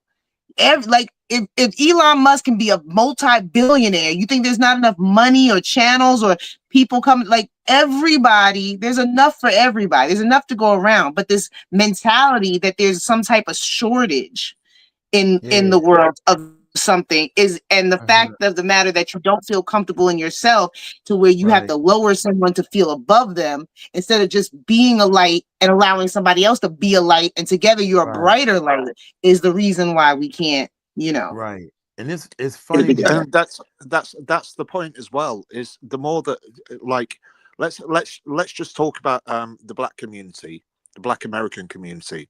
The more they talk to each other about the fact that they're, can you hear me? Yeah. Oh, cool. Sorry. My phone went off for a sec. Let's just narrow it down to, let's just say the black American community. The more that they speak to each other and tell each other that they can't do something, then the more that's going to manifest itself. Right. Do you know what I mean? It's and it's not true. And this is privy to the point that Mike's making, where Mike wants to bring them back up and say you can do whatever you want to do. Right. Yeah, it's not can true. do whatever you want to do. Right. Yeah. It's so not true. Like, people don't. Go ahead, Mike. No, I agree. Say so many people have, because it took me so long, man. When I turned that mic on, I mean, y'all can go to the main channel, I swear, and go look at the latest videos and just look, and I'm like, okay, y'all, it's a whole different person. It is a whole different person. I study the greats. Jaguar Wright. She's used to being on stage. She used to being in front of people. She used to singing and talking into a microphone. She is on camera. She can look good when she need to. She can act like she don't care, and I don't give up the Jay-Z is the devil. You know, she know how to, you know. So I evaluated myself. And one of the things, I ain't want to be on camera because I can barely talk. My mind know what word I want to say, but my lips don't work right, or the tongue get flipped up or something. Y'all just heard that. But my point is, just be yourself. Accept the fact that you're gonna make mistakes. That what makes you think that you making all these mistakes is not gonna draw more people in and say, dang, he human just like me. I don't have all the answers. And I hate when people know they effed up. I call myself again. I hate when people know they effed up and they don't want to admit they effed up, like this dummy that was living with me. So my job is, I used to always say, when people sit on the back of the chair, they think they all that, they want to sit up on the back of the chair. You know, my job is sit their tail down in the chair. No, your job, Mike, at the moment, and you're doing it brilliantly, is to sit at the head of the table. You know what I mean? But that's what you're doing, and we're all sitting around you and I was going at it the wrong way, where I think that I can't. I'm thinking that Jaguar Wright may be scaring some people away because of her harsh. Come on with it. I'm sick and tired of you. Know I gotta fight for you. People want somebody that can fight. A woman wants to feel protected. If I'm walking down the street, I got my man with me, and if he walking just as scared as I am, I'm like, God dang, who gonna fight for us? I don't know. I was hoping you would, baby. You know what I'm saying? A woman don't want that. A woman wants somebody that's strong, that's going, you know what I'm saying, that's going to march down the street. But a woman don't want somebody that's so big and strong, and he's the bully. Well, yeah, but the thing about Jag is, and this goes back to, you know, mental health in some capacity, is that she's got ADHD, and she will, and she's got PTSD. You say everybody got this ADHD. You say I got it. No, I can spot it from a mile off. Got it. But she's also got PTSD. YouTube done got it. This thing must be contagious. she's also got PTSD, which we were speaking about yesterday. So she got elemental P too. She got what? Elemental P, QRST. She got W, X, and Y, and Z too. Yeah, she's got that as well. Nah, bro, go ahead. But no, so she's defensive for a reason. She's defensive because she has to be, and she's going to stand up for herself no matter what. Absolutely. Because she knows what she's talking about. She knows where these people are. She knows what these people have done, and she knows how she can try and help them, just like what we're trying to do. And that is why she's part of our family. Yeah. And you know, Jag is from Philly. Like, you got that fight in you, honey. You can't make it out there without having some fight in you. You know, you gotta have some bite in you sometimes. Like, sometimes we're chilling and we're cool, but then sometimes you know, you do a little bit too much, you might have to get bit. You know, that's just the way it is, you know. So I mean, it's understandable. It's understandable. I totally understand why some people take her as being aggressive, though.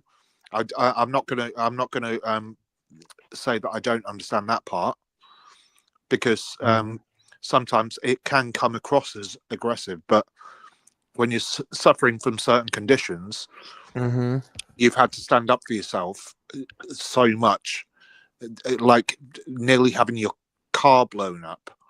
and stuff like that. And, you know, threats on her life, even last week, then you're going to be vigorous towards people, let's say. Do you know what? Yeah. Do you know what I mean? Oh, you she, rest in peace, Prince. Linda, I'm sorry, I'm all in the comments now, but go ahead. When y'all it's two okay. talk, It's okay. I halfway listen, hoping y'all talking to each other. But go ahead. I want to hear what you had to say. Too late. Who, me? Am I too late? Yes, I want to hear what you just said. No, I was just saying that people have to understand, like, if people see certain Jag interviews and see her as coming across as aggressive, then it's not from a place of aggression, it's from a place of frustration. Right, but here's the thing though, no matter what you do, you can't please everybody.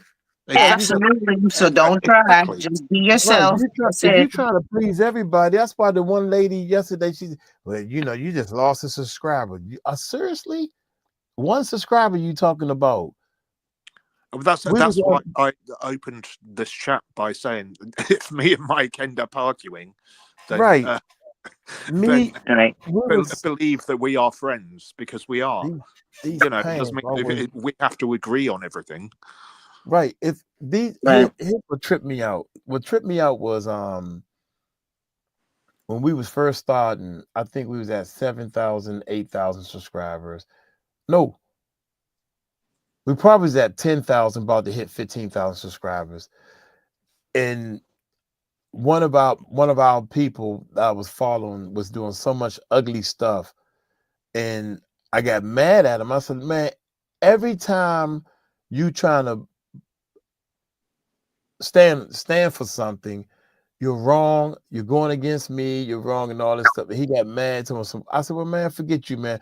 True. Well, in that case, I'll unsubscribe to all 3 of your channels. Ooh.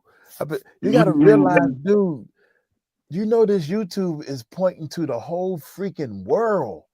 It's a world out there. Exactly. They think that it's in their living room. One person unsubscribing is not going to hurt your feelings. I wish everybody would wear the sign on their front to say, I like you and I don't like you. That way I can, it's easy to pick instead of all the people acting like they acting. Boy lived with me for 6 months and I know he don't like me, but that's not my problem because I'm here to help people. I will help my enemy. The guy at work who's still working there, who's broke, living paycheck to paycheck, trying to tell me how to run a YouTube channel, trying to tell me what to do, is still working there, telling me, don't speak to him, he racist. Man, I ain't got time to be changing my situation because somebody else is racist. I'm trying to do the best me.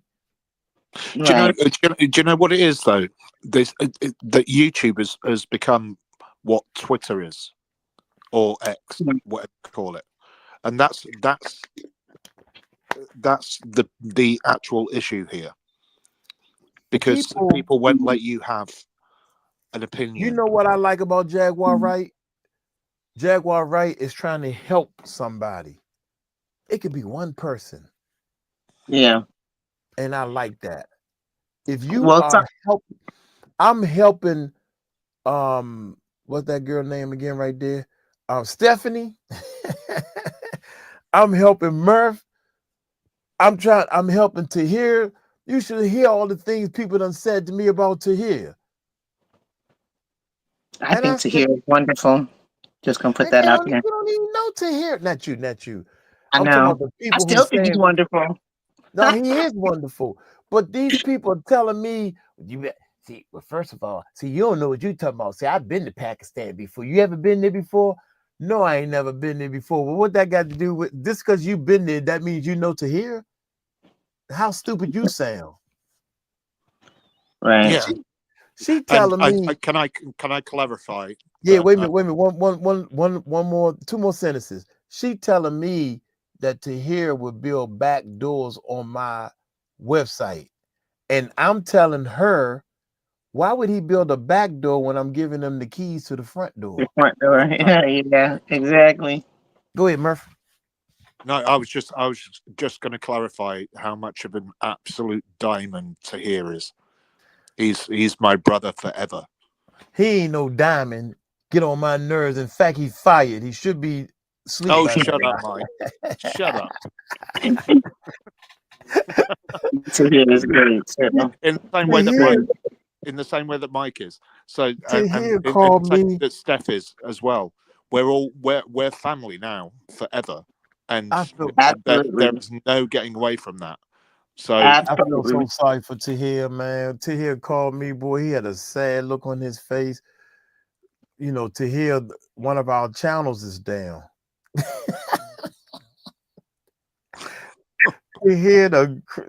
He said, man, you're gonna be mad at me. I'm like, what happened? And by the time he got it out, I'm laughing and everything. I said, well, Tahir, did you do it on purpose? He said, oh no, I didn't do it on purpose.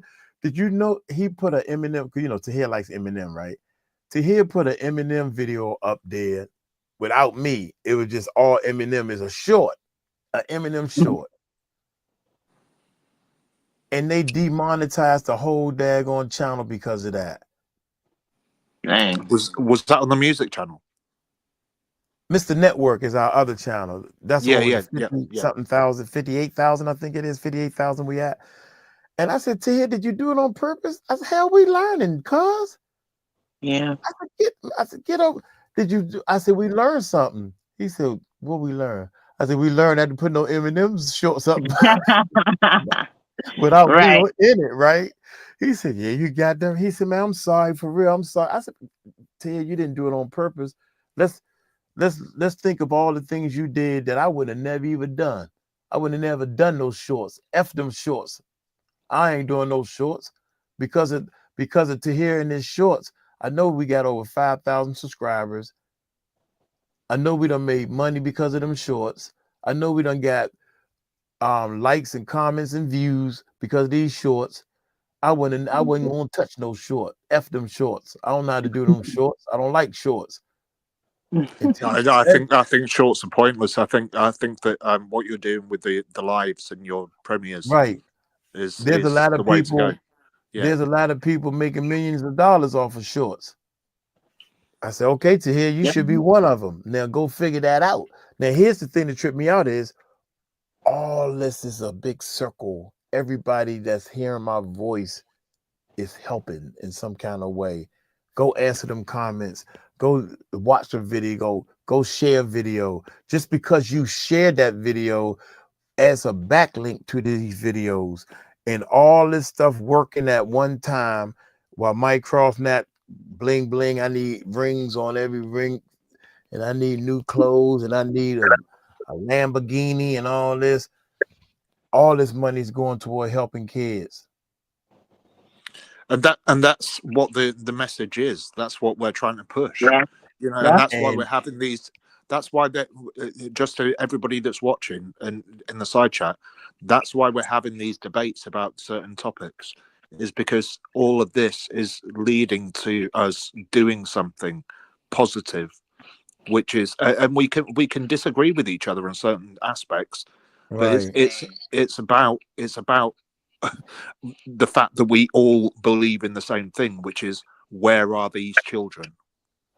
Yeah. Right. And we should be able to disagree. I don't know when in America we just decided that we couldn't disagree anymore. Like, you know, we had to cut off family members because they voted one way or because they decided to get a vaccine and didn't decide. Like, it's just like we can disagree and we can still love each other and we can still care about each other and we can still care about these kids. It doesn't have to go to the point to where, you know, you just have to sever ties unless it's something super egregious. But, you know, I don't know where we've gotten to the point to where if I disagree, now I hate you. Now I'm anti you. Now I'm, you know, totally against you. I don't care about your life or anything. That's not what it is. I just don't agree. That's all. That doesn't mean. But I will say one thing. But if I find any Jag trolls in the side chat, I'm gonna boot your backside. Hey, Miss Jamie. Miss Jamie said, "Play, Mike, play. We are family. We are family." Guess what, Jamie? For you, My I'm sister gonna and me. do a remix to that. I'm gonna make a funkier version of it. How about that? And that's gonna be our theme song for our chat and everything. And that can go on the album and everything. We are family. And we're gonna get Murph to That's sing the the song lead too. voice. I got all my sisters and me and Mike. Look, Murph voice coming out, but I'm looking at Stephanie going, and it sound like Stephanie going, "I got all my sisters." I'm like, Stephanie, your voice sound funny. Go on, Murph. That's not my voice. I'm just. Oh, Murph. Family. Do you want me to sing you a Christmas song? Yeah. We should have CC. done a Christmas song. We should have done a Christmas song. Oh, What's up, CC? My brother, my brother was a drummer. His name was CC. Okay. Have yourself a merry little Christmas. Sound like you fell down. May your heart be mild. Go on, Murph. From now on, your trouble may be out of sight. Okay, bro. Okay. So have yourself a merry little Christmas now. All right. That's yay. Boy, that's a long way from what Jaguar did. Did y'all see Jaguar was on with all the other people and I was laying in the bed? Yeah, right. Yeah, you saw you. Don't put me down whilst I'm here. No, that was great, man. That was great. I'm gonna tell Jaguar that you was on here singing, and I'm gonna tell Jaguar I'm not a fan of hers no more. I'm a Murph fan. Yeah. My all time, like ever since the movie This Christmas came out, that is that's my Christmas song right there. When what's that boy that oh my God, Chris, the one that sings, Chris Brown. Yeah, that's the one I'm talking about. That movie. Ain't all the mistletoe, I'm gonna get to know you better. It's Christmas, and as I look around, your eyes outshine the town they do. Steph's got a voice. This Christmas, fireside is blazing bright. We're caroling through the night, and this Christmas will be a very special Christmas for me. Yeah. Let me find out. Excuse me. Hey, get her off. Get her. You ever see that movie? Mike, it's your turn. Yep. Hang all the Christmas stones. First of all, I can't even remember the words to get a note out. Mike, just sing Jingle Bells. Just sing Jingle Bells. Right. You'll be fine. Jingle bells, Batman smells, Robin laid an egg. That's all I know, and now I'm gonna stop before I embarrass myself. Hey, get it, girl. Somebody said, "Get it, girl." Steph, You got you've some a beautiful skill. voice. You've got a beautiful voice. Yeah, you got a full voice, like almost like a lower Patti LaBelle, but somebody can. Yeah, I get that a lot. Yeah, I have it's a full power. Yeah, like a night. Yeah, but you don't exercise and sing and try to work it. No. I haven't sung in a long time. It's been years since I've actually sung. So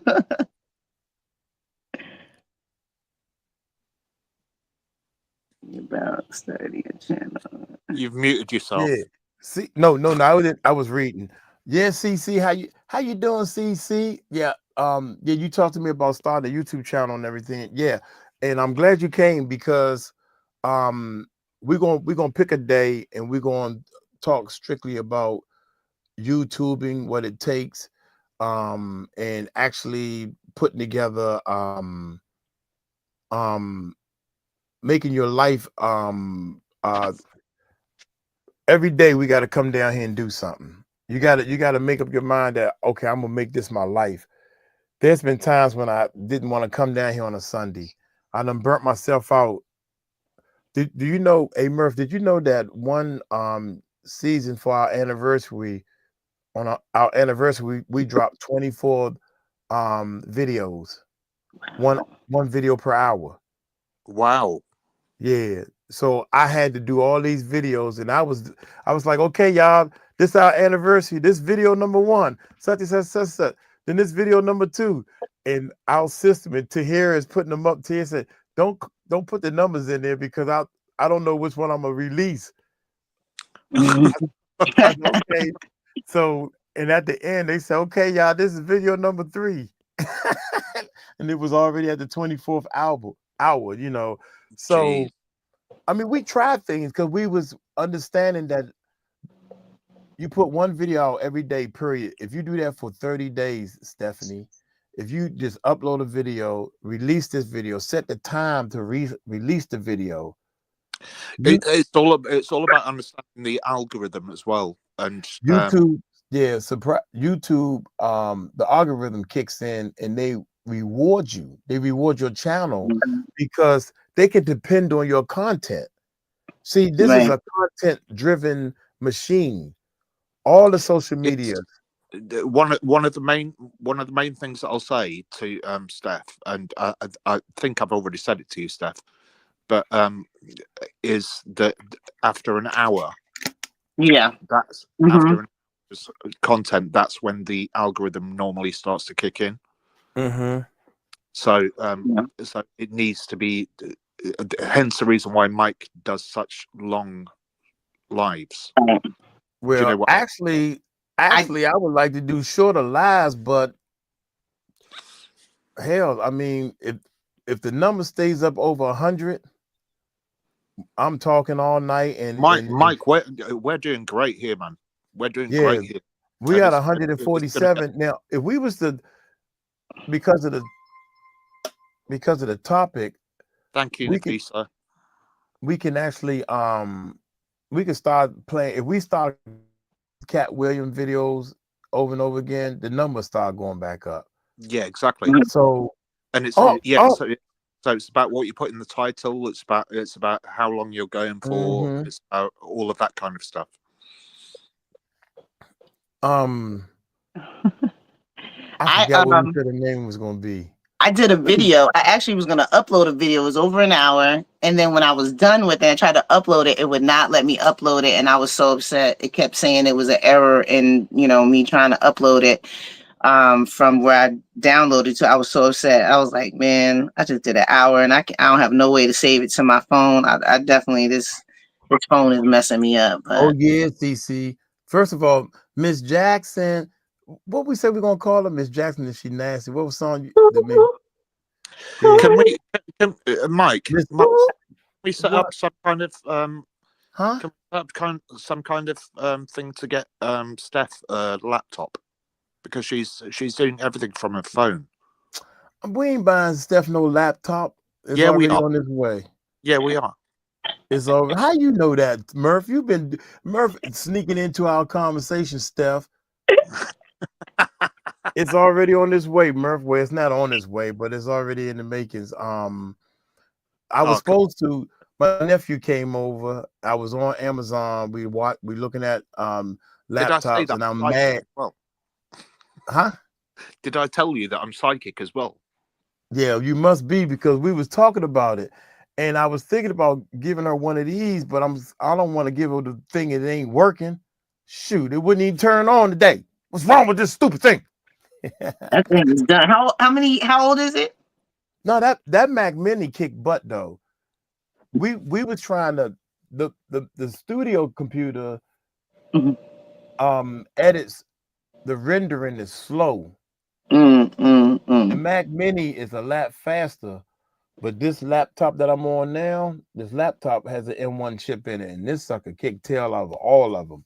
Okay. Okay. And I said, God dang. So processing. So if we was to get right now, we need 5 computers. We need 5 smokers. We can use a little better computer for the studio. But if it's this computer right here can be straight for the studio and we good. If it worked right. But some of my the keyboards don't work with the computer and all this stuff. So if we had 5 sharp computers today, yeah, we're gonna be unstoppable. Yeah. Including keeping these. So that's 5, and I got 1 computer upstairs. That's 5, 6, 7, 8. So I mean, it's good you had these 3 because the other 2 just decided they wasn't gonna come in today. They was on holiday already. Right. And it's funny because of the StreamYard work, and my dumb tail. Look, y'all, I'm on the computer. I'm on the other computer looking for StreamYard. I said, I know StreamYard on here because we worked it before. StreamYard is a browser. It's not an app that you download. It's a browser. Right. And I'm looking for the app. I said, where's StreamYard? I know we got this stupid thing. Yeah. I did a search. StreamYard. Like I called.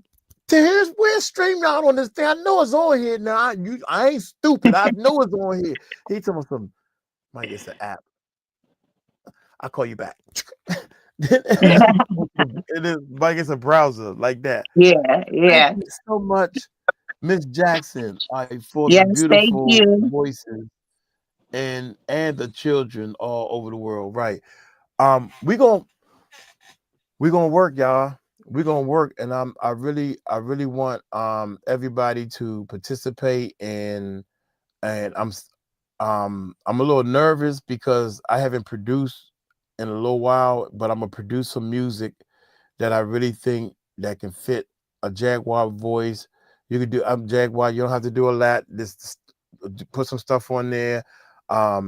Steph done told me she can write. Lord have mercy. All you gotta do is write a song about the missing kids. I write as well.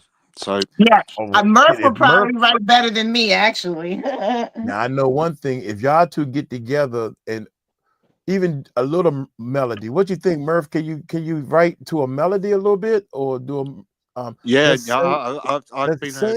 songwriter since I was 17. So yeah. Mike, there's more to me than you know. I've been a silent songwriter for many artists. So really, right. So ghostwriter. Yeah, right. When I get to the Philippines, what I'm gonna play. I'm gonna keep playing. God dang it! I ain't gonna be able to play like I want to. When I get back from the Philippines, I know I'm gonna play. I got a top of the line keyboard upstairs that was donated to me. I got 2 top of the line keyboards down here, and I'm sitting over here like, okay, Lord, I don't want to do this. I don't want to play. I done left the job. I left the job. And I left the band, and my man had called me, and I started cussing his. He was like, dang, Mike, why would you leave, man? F them. He said, you right, man. And he telling me stuff about the band too. Well, actually, they do this to me, and they did this for me, and all this stuff. Why do people break their necks to hurting other people, man? Why do people don't want to help people? I said, you know what, Mike? Okay, God, it's up to me to get a group of people to feel the same way that want to help other people, and they want to see something happen. So what's tomorrow? Tuesday, I'm gonna get up and call these guys and say, yo, man, I got the money with a ticket. I need to go get this out the way and do because once I hit the Philippines, you all will see why we doing all this.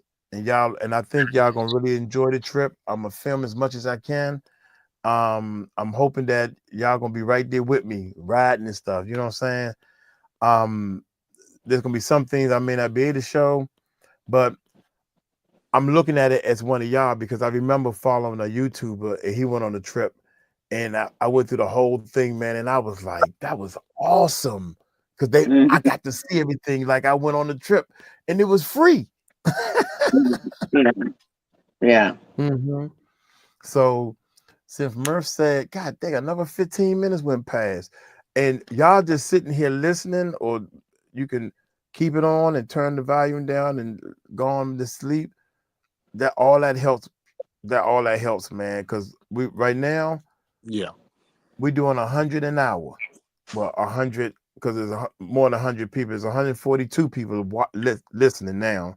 Uncle Mike, basically what he's saying, Uncle Mike is working his backside off at the moment. He's trying, because he's not just doing this. It's not just him being a content creator, but he's got other things going on in the background as well, and he's working with other people, and he's also got other things, life, family commitments, and stuff like that. Which and big ol' Bonnie, and hey Jay, I'm sorry, y'all. I get so excited when I see these beautiful women. Y'all are just stop flirting, Mike. So beautiful. Crystal is so beautiful. Good God Almighty, baby. Oh, excuse me, Jamie. Jamie, I'm mad at you because Jamie done took her picture and she got in the background, so I can't see you real good. I need a close-up picture. I'm just fooling with you. Y'all put up whatever picture you want, and I thank y'all so much. Look at this. Look at this. The shining star. Huh? Nightbot's just annoying. Yeah, that's Tahir's son. When he first made Nightbot, all it does is insult me. Nightbot, look, when he first made Nightbot, somebody in the chat said that's Tahir's son, and we bust out laughing. We all was dying laughing. Tahir, go get your son. Yeah, but he's literally tonight or yesterday made he's made a shortcut where you can type something and it comes up, "Shut up, Murph." That's funny. What is the best laptop for making upload? I think the best laptop is a Mac. Get any type of M chip. Try not to get the M1. Anything with an M2 or more, I would get Mac. If I'm going to be editing videos and shooting videos and all that stuff, I wouldn't go with a Windows based, period. But I've been saying that go with Windows for so long, I don't know how much they have improved. Only thing I know is when I was using Windows, it was locked up. Do you know what? Do you know what? Bill Gates is apparently, allegedly, involved in all of this hoo-ha. Wow, we already know he's a you know what. So I would go for a Mac if I were you. Yeah, I would go with a Mac.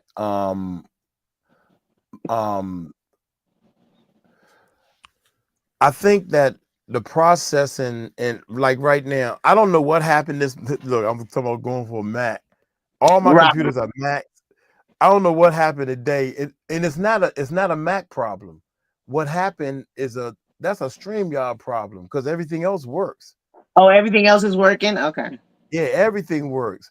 I leave all my computers on. I don't never turn them off or shut them down. A computer from day one, a computer was not even designed to shut down. It was designed to stay on. That's why it goes to sleep. That's why it has screensavers. No computer. The worst thing you can do to a computer is have it sleep and bring all this stuff up to memory, the boot it up. Oh, I gotta put this here, put this here. This is for the hard drive. This is for this. Okay, wait a minute. I'm ready. That's how a computer wakes up.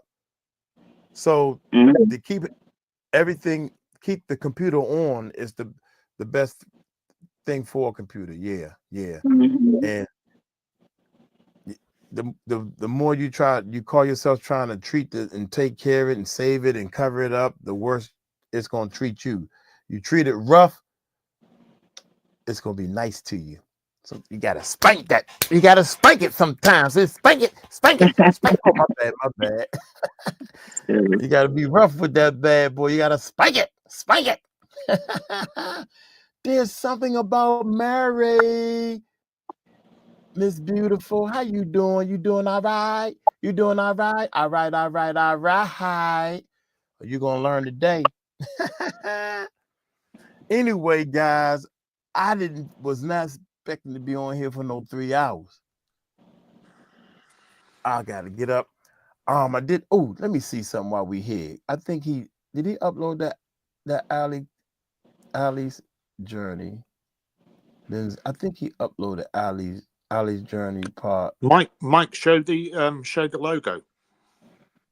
Oh shoot.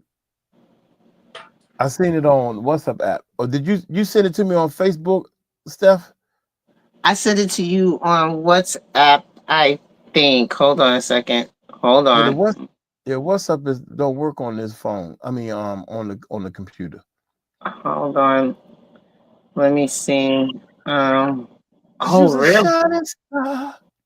Huh? I'll be right back. No matter who you are. Okay. No matter what you say. That song right there, Star.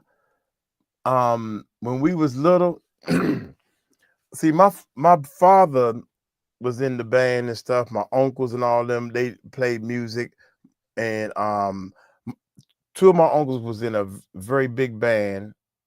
My aunts sing a little teeny bit, and everybody around, and they got the horn players and stuff. But with all that being said, put the record on. See, put the record on. That way we know we doing good. And this is one of the songs when I was little. I was a little kid, and use a shining star. Someone was singing into a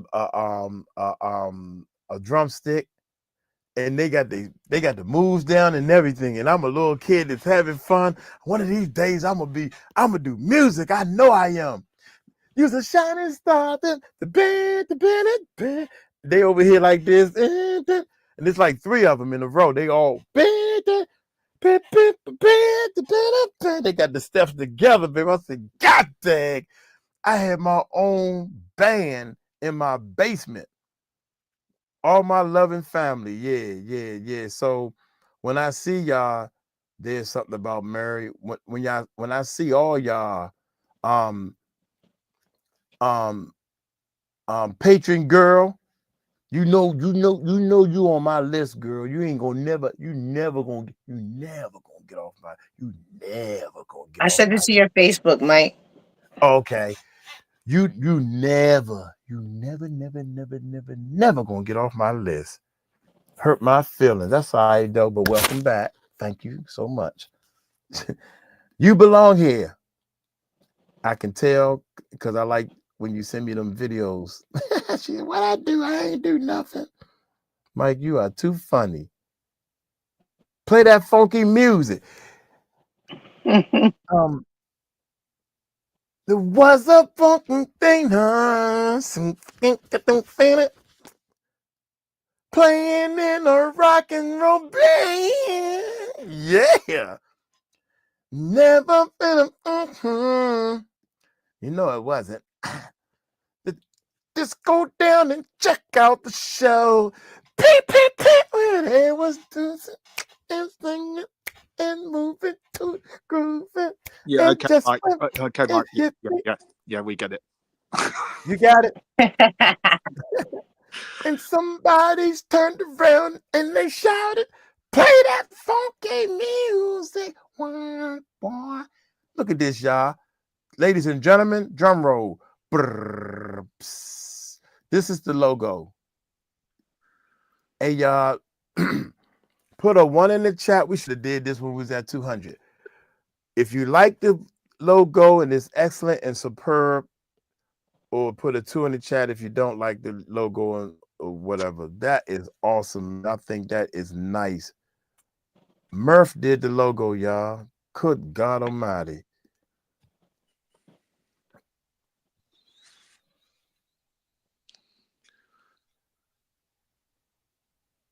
Oh yeah. Hold up for a minute. Wait a Oh, minute. we're getting ones. We're getting ones. Are we? Yeah, we get a Thank lot you, of. Murph, for Oh, telling me, because I'm just sitting here like. Yeah, my no, bad. I'm we've got a so lot of sorry we've because got a I'm lot of nosy. Look at it, all these ones. I'm sorry, we getting ones. I'm All sorry. right. So we've got everybody ones. knows now that we're actually doing stuff behind the scenes. Like I've been saying, we're not just sitting here, we're actually making some moves. And this is the first product of proof of us doing exactly what we said we're gonna do. So And we've got Yeah. it in different colors as well. So and we'll I'm Way gonna to go, Murph. I'm gonna slightly redesign it for maybe if we do car stickers like you were saying, Steph, as well. So take the circle out of it and then just make it, you know, so that people can just put a sticker on the back of their car. Oh yeah, that you know what? And this can be later on. That circle can be a circle of kids holding hands around it, but that can be real. We can spin it all kinds of ways. But yeah. It's God the dang. whole point. My whole thinking about the circle was the fact that we're family, but there's a bit missing, and if you see that, that's where are the children? Right. See, you see what I'm saying? That's why you don't. That's why you don't need to mess with somebody else's art. But see, here's the thing, Murph. We need recordings and all kinds of stuff of you explaining, because you didn't tell me that part. The circle is like we're the circle means a completed family or whatever you just said, but yeah, it's a part of the circle that's missing because that's deep, man. I When like people that. understand the meaning, and also explain the meaning of the God, the more I look at that sucker, I'm falling in love with it. The wings. because they're all children. Nobody's born bad. I don't believe personally, and I'm not religious or spiritual, as everybody here knows, but I don't believe that anybody is born bad. I think that. Murph? Oh, Murph gone. Yeah, the circle is broken. Yeah, because the circle represents family or represents people, and parts of the circle that's missing represents the children being missing. Yeah, I like that. Visually meaningful. And I want when he comes back, Murph, we can't hear you when he comes back, he's going to explain the feathers, what you call them things, the wings. The wings. Yeah, that's awesome. Have a good night, Murphy. Cassandra, how you doing, beautiful? Yeah, Have a good night. Yep, I talked to Linda. We talked for a little while. Did I cut off then? Yeah, you cut off for a very long time. You just came back, cousin. I was speaking the whole time as well. Damn it! I was just saying that it was the angel wings were for the fact that I think that all kids are angels. I don't think that anybody's born evil. I think that everybody's born as an angel, and absolutely. And it's all. If anybody becomes evil, then it's learned behavior, and we did start off with Save the Children, but then I was alerted to the fact that there's already a charity called Save the Children, so we changed the name. Me and Steph talked about it, and then with the circle, yeah, like I said previously, I thought that if we just left a little bit out of the circle, that's what we're looking for. Yeah, the missing parts of the circle represent kids. But what about the wings? I think it's wonderful. It's what about the count of the wings? The count of the wings is the amount of kids that are currently missing. Yep. And how many is that? So that's man, you gotta explain it like you was explaining to me, or one of y'all, maybe Stephanie explained that part to me. He was saying each wing represents, it's 1, 2, 3, 4, 5. Is that right? I can't see. It's too small. 500,000 kids currently. 1, 2, 3, 4, 5. Oh, so it's 5 on each side. Yeah, but it's 5 on each side. But there's the fight. Obviously, you can't just do a one-sided wing. Yeah, I know that part. Yeah. So the five, and that's a hashtag. I like that. Yeah. Is that hashtag being used now or no? It will now be used by us. Okay. All right. Any questions? like I did something, right? I ain't do nothing. And I love that. All right, y'all. Any questions? I think Murph did an awesome job. Oh, thank you. Yeah, tears are flowing. Thank y'all, man, so much. And we don't know what we doing. We just going one day we're gonna sit back and say somebody gonna give us a great honor and everything. So we are people that from around the world decide to come together and do this. And I know it's gonna take money to get a team of people to bust down some doors, man. I know one thing. I'm gonna talk to some people and relax a little bit. Our patrons, if you can't afford to become a patron, some people may want to help, and we can do something for them. And all they got to do is watch the videos, answer YouTube or whatever, because they don't have a lot of money. But we could start a Patreon all the way down to $3 a month.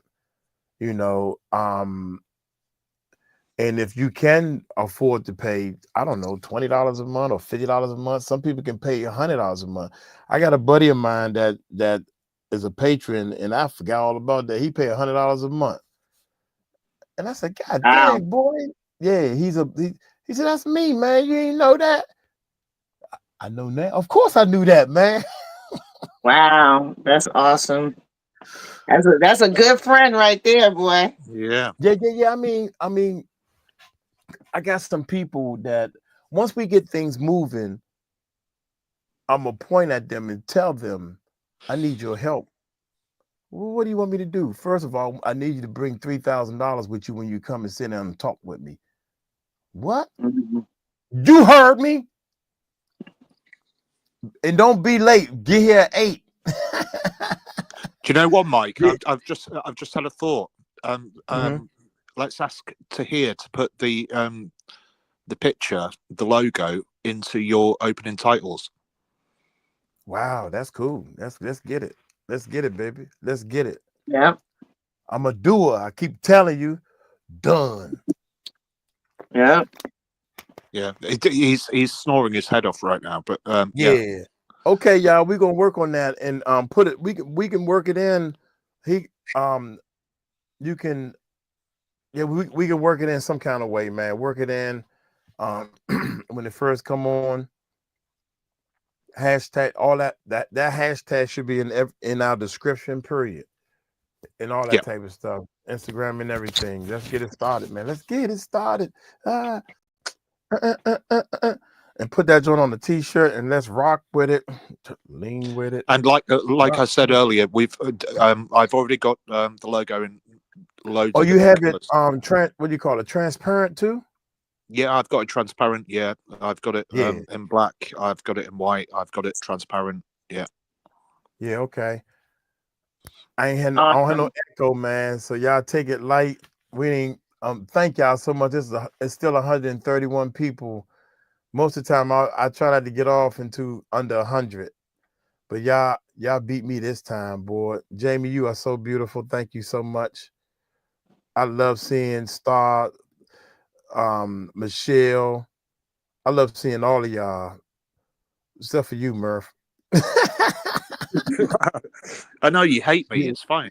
It's That's cool. right. Because Don't as soon as worry. you come on, here you go. I'm clicking on him again. I'll bring him in, and we have a great time.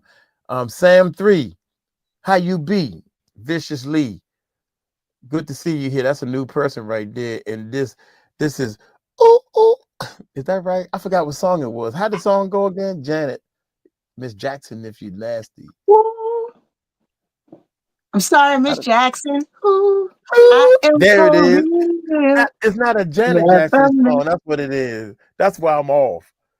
it's not. Sorry, No, Miss Jackson. it's a Outcast. Was it Outcast? Or no, not Yeah, that's Outcast. What's the guy from Outcast? Andre right. 3000. Andre 3000. Yeah. Sorry, That's Miss why. Jackson. Ooh, I am for real. There you go. That's Miss Who. How you doing, Miss Who? I kept doing it. You wasn't catching on. I was like, But yeah, but you kept saying Sorry, who, Miss Jackson. because I'm like, what Janet Jackson song is that to go who? no, I'm thinking Janet Jackson. I just kept hitting the note. That's it. And you was like, Right, and that wasn't enough. You remember there was a show called Name That Tune. I'm terrible at that. Let me tell you, I'm terrible. Name that tune, and they say I can name that tune in 10 notes. Yeah, nope. I can name it in 8 notes. Nope. I can name it in 4 notes. And then, okay, well, you name that tune. And then they play 4 notes. Yeah. And sometimes they'll name it. I was like, God, they good. Yeah, I can't. I'm I couldn't terrible. name the song. I couldn't name the song with 1 note. Ooh, what the hell? Yeah. I'm sorry. I should have gave you an intro. I'm sorry, Miss Jackson. And then you would have known. Then I would have known. Yeah, I can name it in 2 notes. Well, sorry, Miss Jackson. Ooh, that's 6 notes. I am for real. But I remember now, Miss Jackson. Yeah, I got you now. Like makeup, I got you. Oh, good. Murph What gone. happened to So Murph? we're gonna leave while Murph gone. Sneak out the back. We're gonna sneak out the back door while Murph is gone. Thank y'all so much, man. We will be on tomorrow. Tomorrow's Christmas Eve. We're gonna be wishing everybody a Merry Christmas and everything. So y'all take it light, take it slow. Tell them Uncle Mike told you so. Peace out. Bye, everybody. Bye, guys.